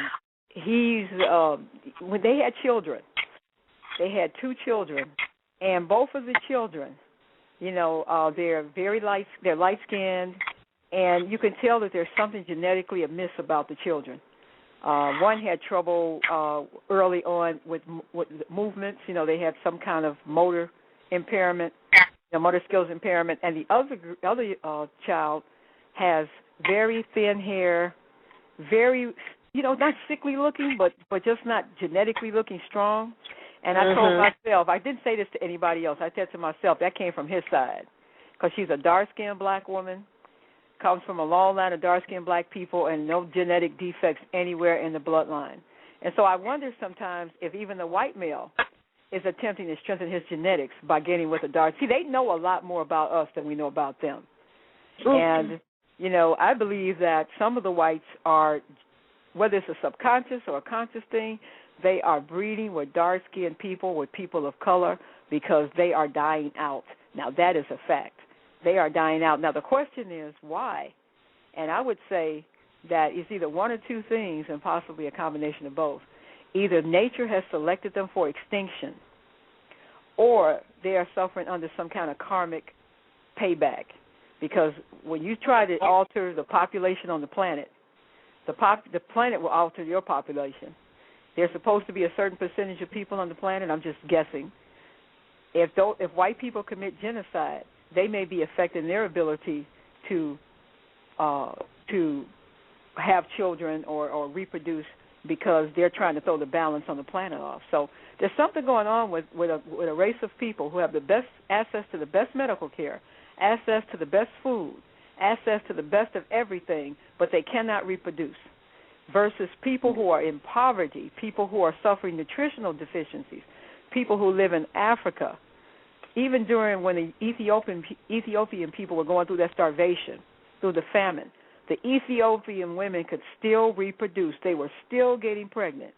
Now, something very powerful in that African women have the highest fertility rate in the world, but European women are paying women in India and Africa to carry their babies to term because they cannot carry their babies to term. So something is going on genetically, and I think Dr. Frances Welsing was right on the money. You're right about that, because there was a study done a few years ago, and they were talking about babies, and they said when black babies and white babies are first born, that the black babies always excel the white babies up for, I believe it's up until their first year. They do everything more way in advance of white babies. And it's something about once these children get into the hands of white people it slows them down completely. Once they get into the schooling system, it just slows us down completely. But there's a study out there that shows that. Yeah. Dr. Frances Welsing, one of the videos that she did, she talked about how black infants develop motor skills at an earlier age. She did that, I think, with Dr. Shockley, and you can find that on YouTube. The interview on Tony Brown's Journal that Dr. Welsing did. She tore that guy up. Matter of fact, I think after that interview that was broadcast nationally, Dr. Shockley kind of receded in the background because he was trying to prove genetic intellectual superiority, and Dr. Welsing proved who was genetically superior intellectually. And I think he kind of he kind of receded into the background because she had pretty much defeated his whole theory. But I would say that a lot of these white females are they're using the black male to save the white race. So I keep telling brothers, it's not about you. It's about saving them. Even while she's laying down with you, she's thinking about how she's going to save her white race. That's interesting because I know of a white guy. He's a white Irish guy. And he got involved with and eventually married a black woman. And he's always trying to show how connected to the black community he is. He's involved with Habitat for Humanity, so he goes into the inner city and refurbishes houses, and it's always this I'm helping save black people thing, right? And one day we had a discussion, and he talked about all the illnesses in his family, how so many people in his family had, so many of them had cancer, and so many of them had asthma and all these respiratory illnesses. And he has this child with this black woman, and he couldn't wait to show photos of the child, and the child was almost pure white. I was amazed that a black woman had that child. And he keeps bragging about how healthy his child is.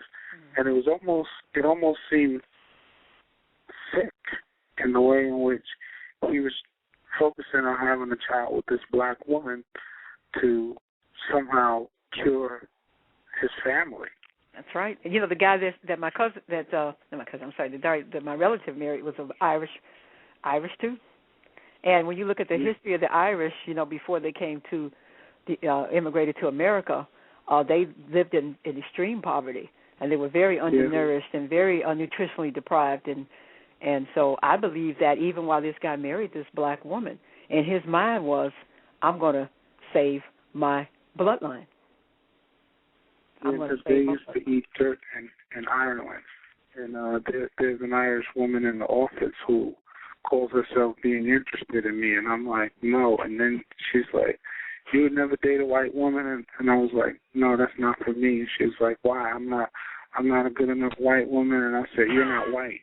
And she got pale. And she's like, what do you mean I'm not white? I said, oh, you just got your white card about 100 years ago, because before that they were calling you the niggers of Europe. Right, exactly. Because they used to, when they brought him over here, they had this guy, Joel, I can't think of his last name, he wrote a book about how the Irish became white. And we included that in the second book because it's really important to understand that whiteness is more of a concept, and that even among white people there are categories of non-whiteness. And Irish were basically told, I believe, that when they came over here, they were working side by side with black people. And when you think about it, look at the last names, some of the last names that black people have. Irish last names. So they were basically told that, when the slaves were free, that, we'll make you honorary whites, but you've got to be the foot soldiers for white supremacy. So look at the police departments. It looks like they gave the Irish, they look like they gave the Irish all of the lower caste, dangerous blue-collar jobs, but they made sure they paid well so that the Irish would always be in a superior position over the blacks. And so when you look at the Irish police departments and why they're so brutal toward black people, that's all part of the deal they made. That began with a race war, actually, in New York, where they had a riot, a so-called race riot, and the Irish, who were at the lower end of the totem pole, joined in, and in order to get their white card, they were the ones who were the most brutal to the black people. Right, and even as policemen today, when you see, it's almost, what I look at it as, police brutality is not just this random thing. Police brutality is part of the matrix, and the matrix is designed to make sure that white people, even as they're being exploited and mistreated by the elite whites, that they can always feel superior to black people by watching black people get mistreated. So a lot of this police brutality, look at what they do. They take a video of a black man like Rodney King being beaten and put it all over the airwaves, at the same time denying that he's being mistreated. So it's like they know they had to put the videos on for a reason, and I think they put it on to demonstrate to white people that, see, even though we're ripping you off and mistreating you, you are still better than a nigger. And then they show it to black people to say, you are still niggers. So what I'm just saying is that the white foot soldiers, the lower caste whites, the Italians, the Irish, when you look at the construction trades, at the fire departments, the police departments, I think the reason that they resist black people being hired is that was promised to them. That's ours. This is our honorary white occupations, while the WASP, the white Anglo-Saxon Protestants, take the managerial positions, the more governing and ruling class positions. So that's really something. You told her that she wasn't white. I wonder if she understood that. I suspect she did know that. People all the time. I do that to them every day. When I see white people and Irish people, I constantly say to them, "Oh, you're not really white," because I have a coworker who is white. He's from Middle America. Family is from England originally. So one day we were talking about race, and he was like, "Yeah, I'm white." And the other white people were like, "Well, what do you mean?" And he started laughing. I said, "Explain it to them." He goes, "Well, the rest of you guys are not really white, and you should have seen the look on their faces." Mm-hmm. They have a line in that movie. I'll see if I can find it. But anyway, I'll wait until I find it. So I'm just listening now. See if I can find it. Pam, I was going to tell you, I was thinking about this yesterday because I was watching some show on television about this couple having a baby, and they were both dwarfs, like second-generation dwarfism, and the baby ended up having dwarfism too. But I thought I wondered, because I know one black person that's a little person, but I don't see that as much among us as I do among white people. And then the other disease, like they had in Benjamin Button, I forget the name, but where you age really fast, and they would always have those children on Maury Povich. I've never seen a black person with that disorder, and it does seem to me that white people do have more genetic defects and disorders than black people in particular have among non-white people. Yeah, I agree. I asked somebody, too. I said, have you, because I was thinking about the birth defects a couple of weeks ago, and I said, I don't remember seeing many dark-skinned babies with birth defects or dark-skinned children with birth defects. And I said, maybe I'm wrong, but I asked people, when you see how many dark-skinned, really melanated black children have you seen with birth defects? And I honestly couldn't remember. Has anybody ever seen one? Occasionally in those feed the children things, but the commercials they show, but I think a lot of that comes from malnutrition and not having the right nutrients and living in abject poverty. But among those who can feed themselves, I don't see too much. Maybe sometimes the cleft lip, the hair lip thing. Yeah. I would say that's about the most common defect I think I've seen. Yeah. And I don't see it often, but when I do see one, that is the one that comes to mind the most. Yeah. There's a line in the Good Shepherd movie. I would recommend that movie, in a 2006 movie. It was about how the CIA was developed, and they showed you through the one man's life. He was a white Anglo-Saxon Protestant. Well, in the movie, there's a scene between this CIA white Anglo-Saxon Protestant guy and this Italian gangster. And so the Italian gangster asked him, "You're the guys that scare me. You're the people that make big wars." And so the WASP guy says, "No, we make sure the wars are small ones." So then the Italian guy says, "We Italians, we got our families, we got the church, the Irish, they got their homeland, the Jews, their traditions, even the niggers, they got their music. What do you people, Mr. Carlson, what do you have?" And he said, "We have the United States of America. The rest of you are just visiting." So the people who are considered themselves as the original settlers are white Anglo-Saxon Protestants. Everybody else who is white, who is not white Anglo-Saxon Protestant, this is the impression I got, they're not considered really white. But that's why you see the conflict, at least I've observed it, online with white people. I have a video on the Jewish role in the slave trade. So what I've found to be really common now is there are always white people stopping by trying to convince me and other black people that everything's all the Jews' fault, the Jews aren't really white, this and that and that. Now, I would say Jewish people are white. The issue is now I think a lot of Protestant white people are seeing Jews have more power than what they want them to have, especially in banking, and now that the banks are basically controlling the government. So look for that and be observant of it, but you will see a lot of hostility between the whites, the Protestant Anglo-Saxon white people, and their animosity toward Jewish people and the amount of power that they see them gaining. Mm-hmm. You'll hear a lot of it. When you hear them talk about communism, they're talking about Jews. Mm-hmm. Yeah, Tolstoy. But it's not only that. If you look in the medical field as well, the Jews are predominantly in that field. Now you're seeing all of these stats coming out to show that there's a shift, that, of course, the civilization was founded in Eurasia and not on the African continent. They're trying to come up that the oldest civilization was over there. Mm-hmm. So we're trying to see that they're trying to gradually move black people out from being where the civilization was and where the first black family migrated from, and they're trying to move it further and further out to claim that in Eurasia and all of these other places, that's where the first man and woman is supposed to be. Yeah, they're making their move. It's almost smacks of desperation because I think the time is running short. I mean, it's longer than my lifetime, but the time is running shorter that they'll be able to maintain their hold on the planet. And the numbers are decreasing, which is, I believe, one of the reasons that they're adopting black children. They're having brown children. They're trying to create advocates for white supremacy to make up for the numbers that they won't have in white people. So they want to program black children, brown children, these mixed race children, to be their buffer zones and their advocates. And as we can see, we have one in office who is going to promote and extend and maintain white supremacy, one of theirs, one of their blood. And make no mistake about huh? I was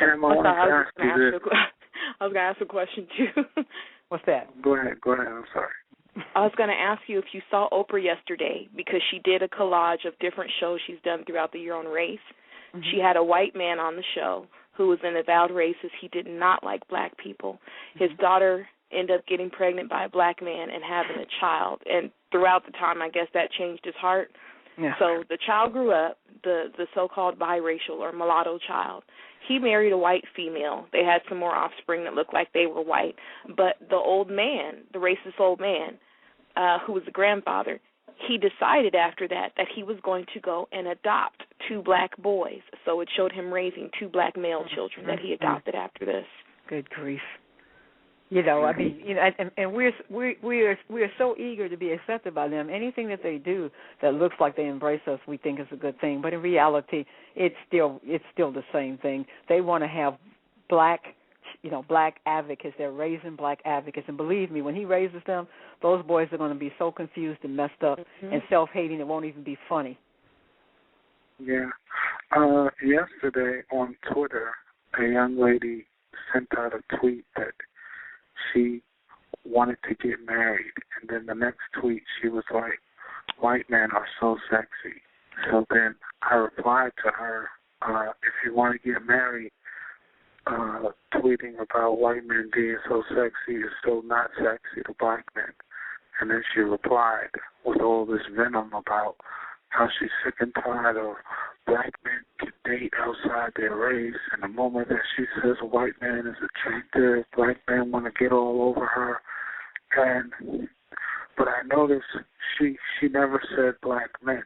She always referred to them as niggers, but always referred to the white men as white men. And so I pointed that out to her. I said, why do you call them men and why do you refer to us as niggers? She says, you speak to niggers like niggers. And I thought it was absolutely outrageous. She'll fit right into a white man's life with that attitude. Of course, she'll be the Nigger in his house, but, they love that. Yeah. And, white people are very comfortable with black people who are not comfortable with black people. You're right about that. Yeah. One quick thing, and I'll let you others speak. I was doing some stats because I do I'm a statistician, and I was pulling up some stats for a project that I'm working on. And one of the things that I was doing, I was pulling from 2007 for the incarceration of males, of black male, black female. And the stats is the rate of white men per 100,000 is 773. For black male, it's 4,618. And for Hispanic, it's 1,747 per 1,000. So you're showing that the black male incarceration rate in this country is more than quadruple what it is for white men. Now, the breakdown of all of this, it shows that between the ages of 20 to 29, for black male, the percentage of them held in is 40% for black males. And for white males, it's only 24%. Hispanic males, it's, I believe it's, what's that number for Hispanic? I have it right here. Okay, it's 40 for black males. White males, I know, was 24%. So it shows you that between the prime age of mating for black male, that 40% of them are being held in incarceration, versus 24 for white men. Well, what's interesting is what happens to those black men incarcerated during the sexual prime of their lives, during the reproductive, sexual, and family building prime of their life, and they're locked up in prisons. It's about genetic survival. Those men are locked up and not having children. And if they have children, they can't raise them, which means that their children are going to be devastated and probably some of them are going to wind up there. So it really is, everything that they're doing is about white genetic survival, in my opinion. It is true, because it doesn't make sense that you would lock up so many black men, 4,618 per 100,000, while for white men it's only 773. Yeah, but they can't reproduce. And when they get out, they're dealing with the new Jim Crow, like the author Michelle Alexander wrote about. They're basically they're basically back in slavery when they get out of jail, and they come out with diseases. In some prisons, they won't even let the prisoners have condoms. They permit rape, and these men are coming out with hepatitis, HIV, all kinds of sexual diseases, and they release them into the black community. So then the black woman gets mad and blames the black man for infecting her. So it's just a really, really wicked scheme, but it's very beautifully orchestrated. And you touched on a point earlier that I often talk about. The reality is the white man does not want the white woman, and the white woman knows the white man doesn't want her. Throughout history, he's gone to every other continent claiming that he wants to conquer it, so that he can bring her these vast wealths and resources, but every continent that he goes to, he pillages and plunders their women. She sits at home being a so-called virtue of beauty that he doesn't desire. White women today, it's tragic, if you want to call it that, to look at the way in which they decimate themselves, or they try to look like black women. They're getting all these injections and all this other stuff. And if you go on the web, the most popular thing that people search is Rudy.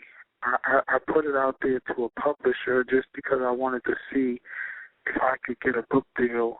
I said that I was going to write a book and I was going to call it When Woody Calls. And the publisher immediately wanted to advance me some money to write a book because the book would be geared towards black men and how they could get white women. And I thought it was absolutely ridiculous that just because I sent somebody a 2-page proposal, they were willing to give me a book deal to write a stupid book like that. Because it promotes white supremacy. You know, one thing about when you say white men don't want white women, a lot of the men are homosexual. I mean, we've seen these people come busting out of the closet, senators, congressmen, governors, movie stars, whatever, coming out of the, being literally pulled out of the closet. And I suspect that a lot of them don't want women at all. But one thing, it's just a very, very sick group. I've seen it where there was a particular, I guess he's classified as white. He's a little darker in skin tone, but I think he said he was Spanish and Italian. But a particular white male that I was acquainted with who was in a relationship with a significantly younger Asian female, trying to convince me that I should want him and compete with her for him. He was a raging alcoholic, though. I never saw him eat a single meal. It was just Jack Daniels all the time. It was really weird. But he would actively place ads online seeking non-white females. And I remember something made me a little suspicious that didn't look right, but I was like, well, crazy people online, so you'll get different people sending you messages and stuff. Well, later on, I saw an ad that he put online, because I could tell when I saw his ads, I could tell they were his by the way he typed his location, etc. And I saw a female put up an ad warning about the guy that put up that ad and, don't bother, he's a liar, he's an alcoholic, this and that. So I sent her an email message and asked, do you know this guy? She said, yes, absolutely, he's a loser. I met his family. They said, stay as far away from him as you can. He'll buy you stuff. He'll pay your bills. She said, if he asks you to marry him, you should say yes and take the ring and then sell it, but run as far as you can. And she also said, beware. He also puts ads in the, what is that called? Some kind of casual encounter section or something on Craigslist. And she said that he would put advertisements on there for males, like to have sex with other males. Then what I saw on the computer made sense. I knew that wasn't something accidental. Someone was sending him a response probably to one of those advertisements. But so he liked to be with non-white females, but he also was seeking males, and it was just so twisted. Because, see, I've never been around black people that speak this way. I remember one time we were having a conversation, and he said to me that he wishes that he could be a female and feel what it's like to be penetrated by a male. I didn't know what to say, because my mouth, I was just like, huh? And I'm thinking to myself, why would you wonder that? I've never wanted to be a male. Like, ew, that's so weird. Like, I'm serious. If you are a black female and you want to find out how white males think, sometimes just reply to some of the ads you see on Craigslist. Ask them, what is it that you like about black females? And just keep talking. They'll tell you some stuff because it's anonymous. They don't see you on the other end. And sometimes just let them talk. You will hear them say some stone crazy stuff that if you have any sense, it should turn you off. Yeah. Someone will be honest with their perversions. Yeah, I think I'll take a pass. But I hear what you're saying. I'm just saying, just to get information. Right. Not going out on any dates. I need to take a shower now after that. Sorry. When you think about it, look at. Have you guys seen this article?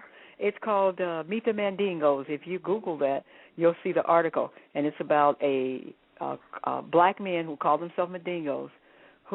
This black man arranges private parties in the homes of wealthy white couples, and the couples come over, and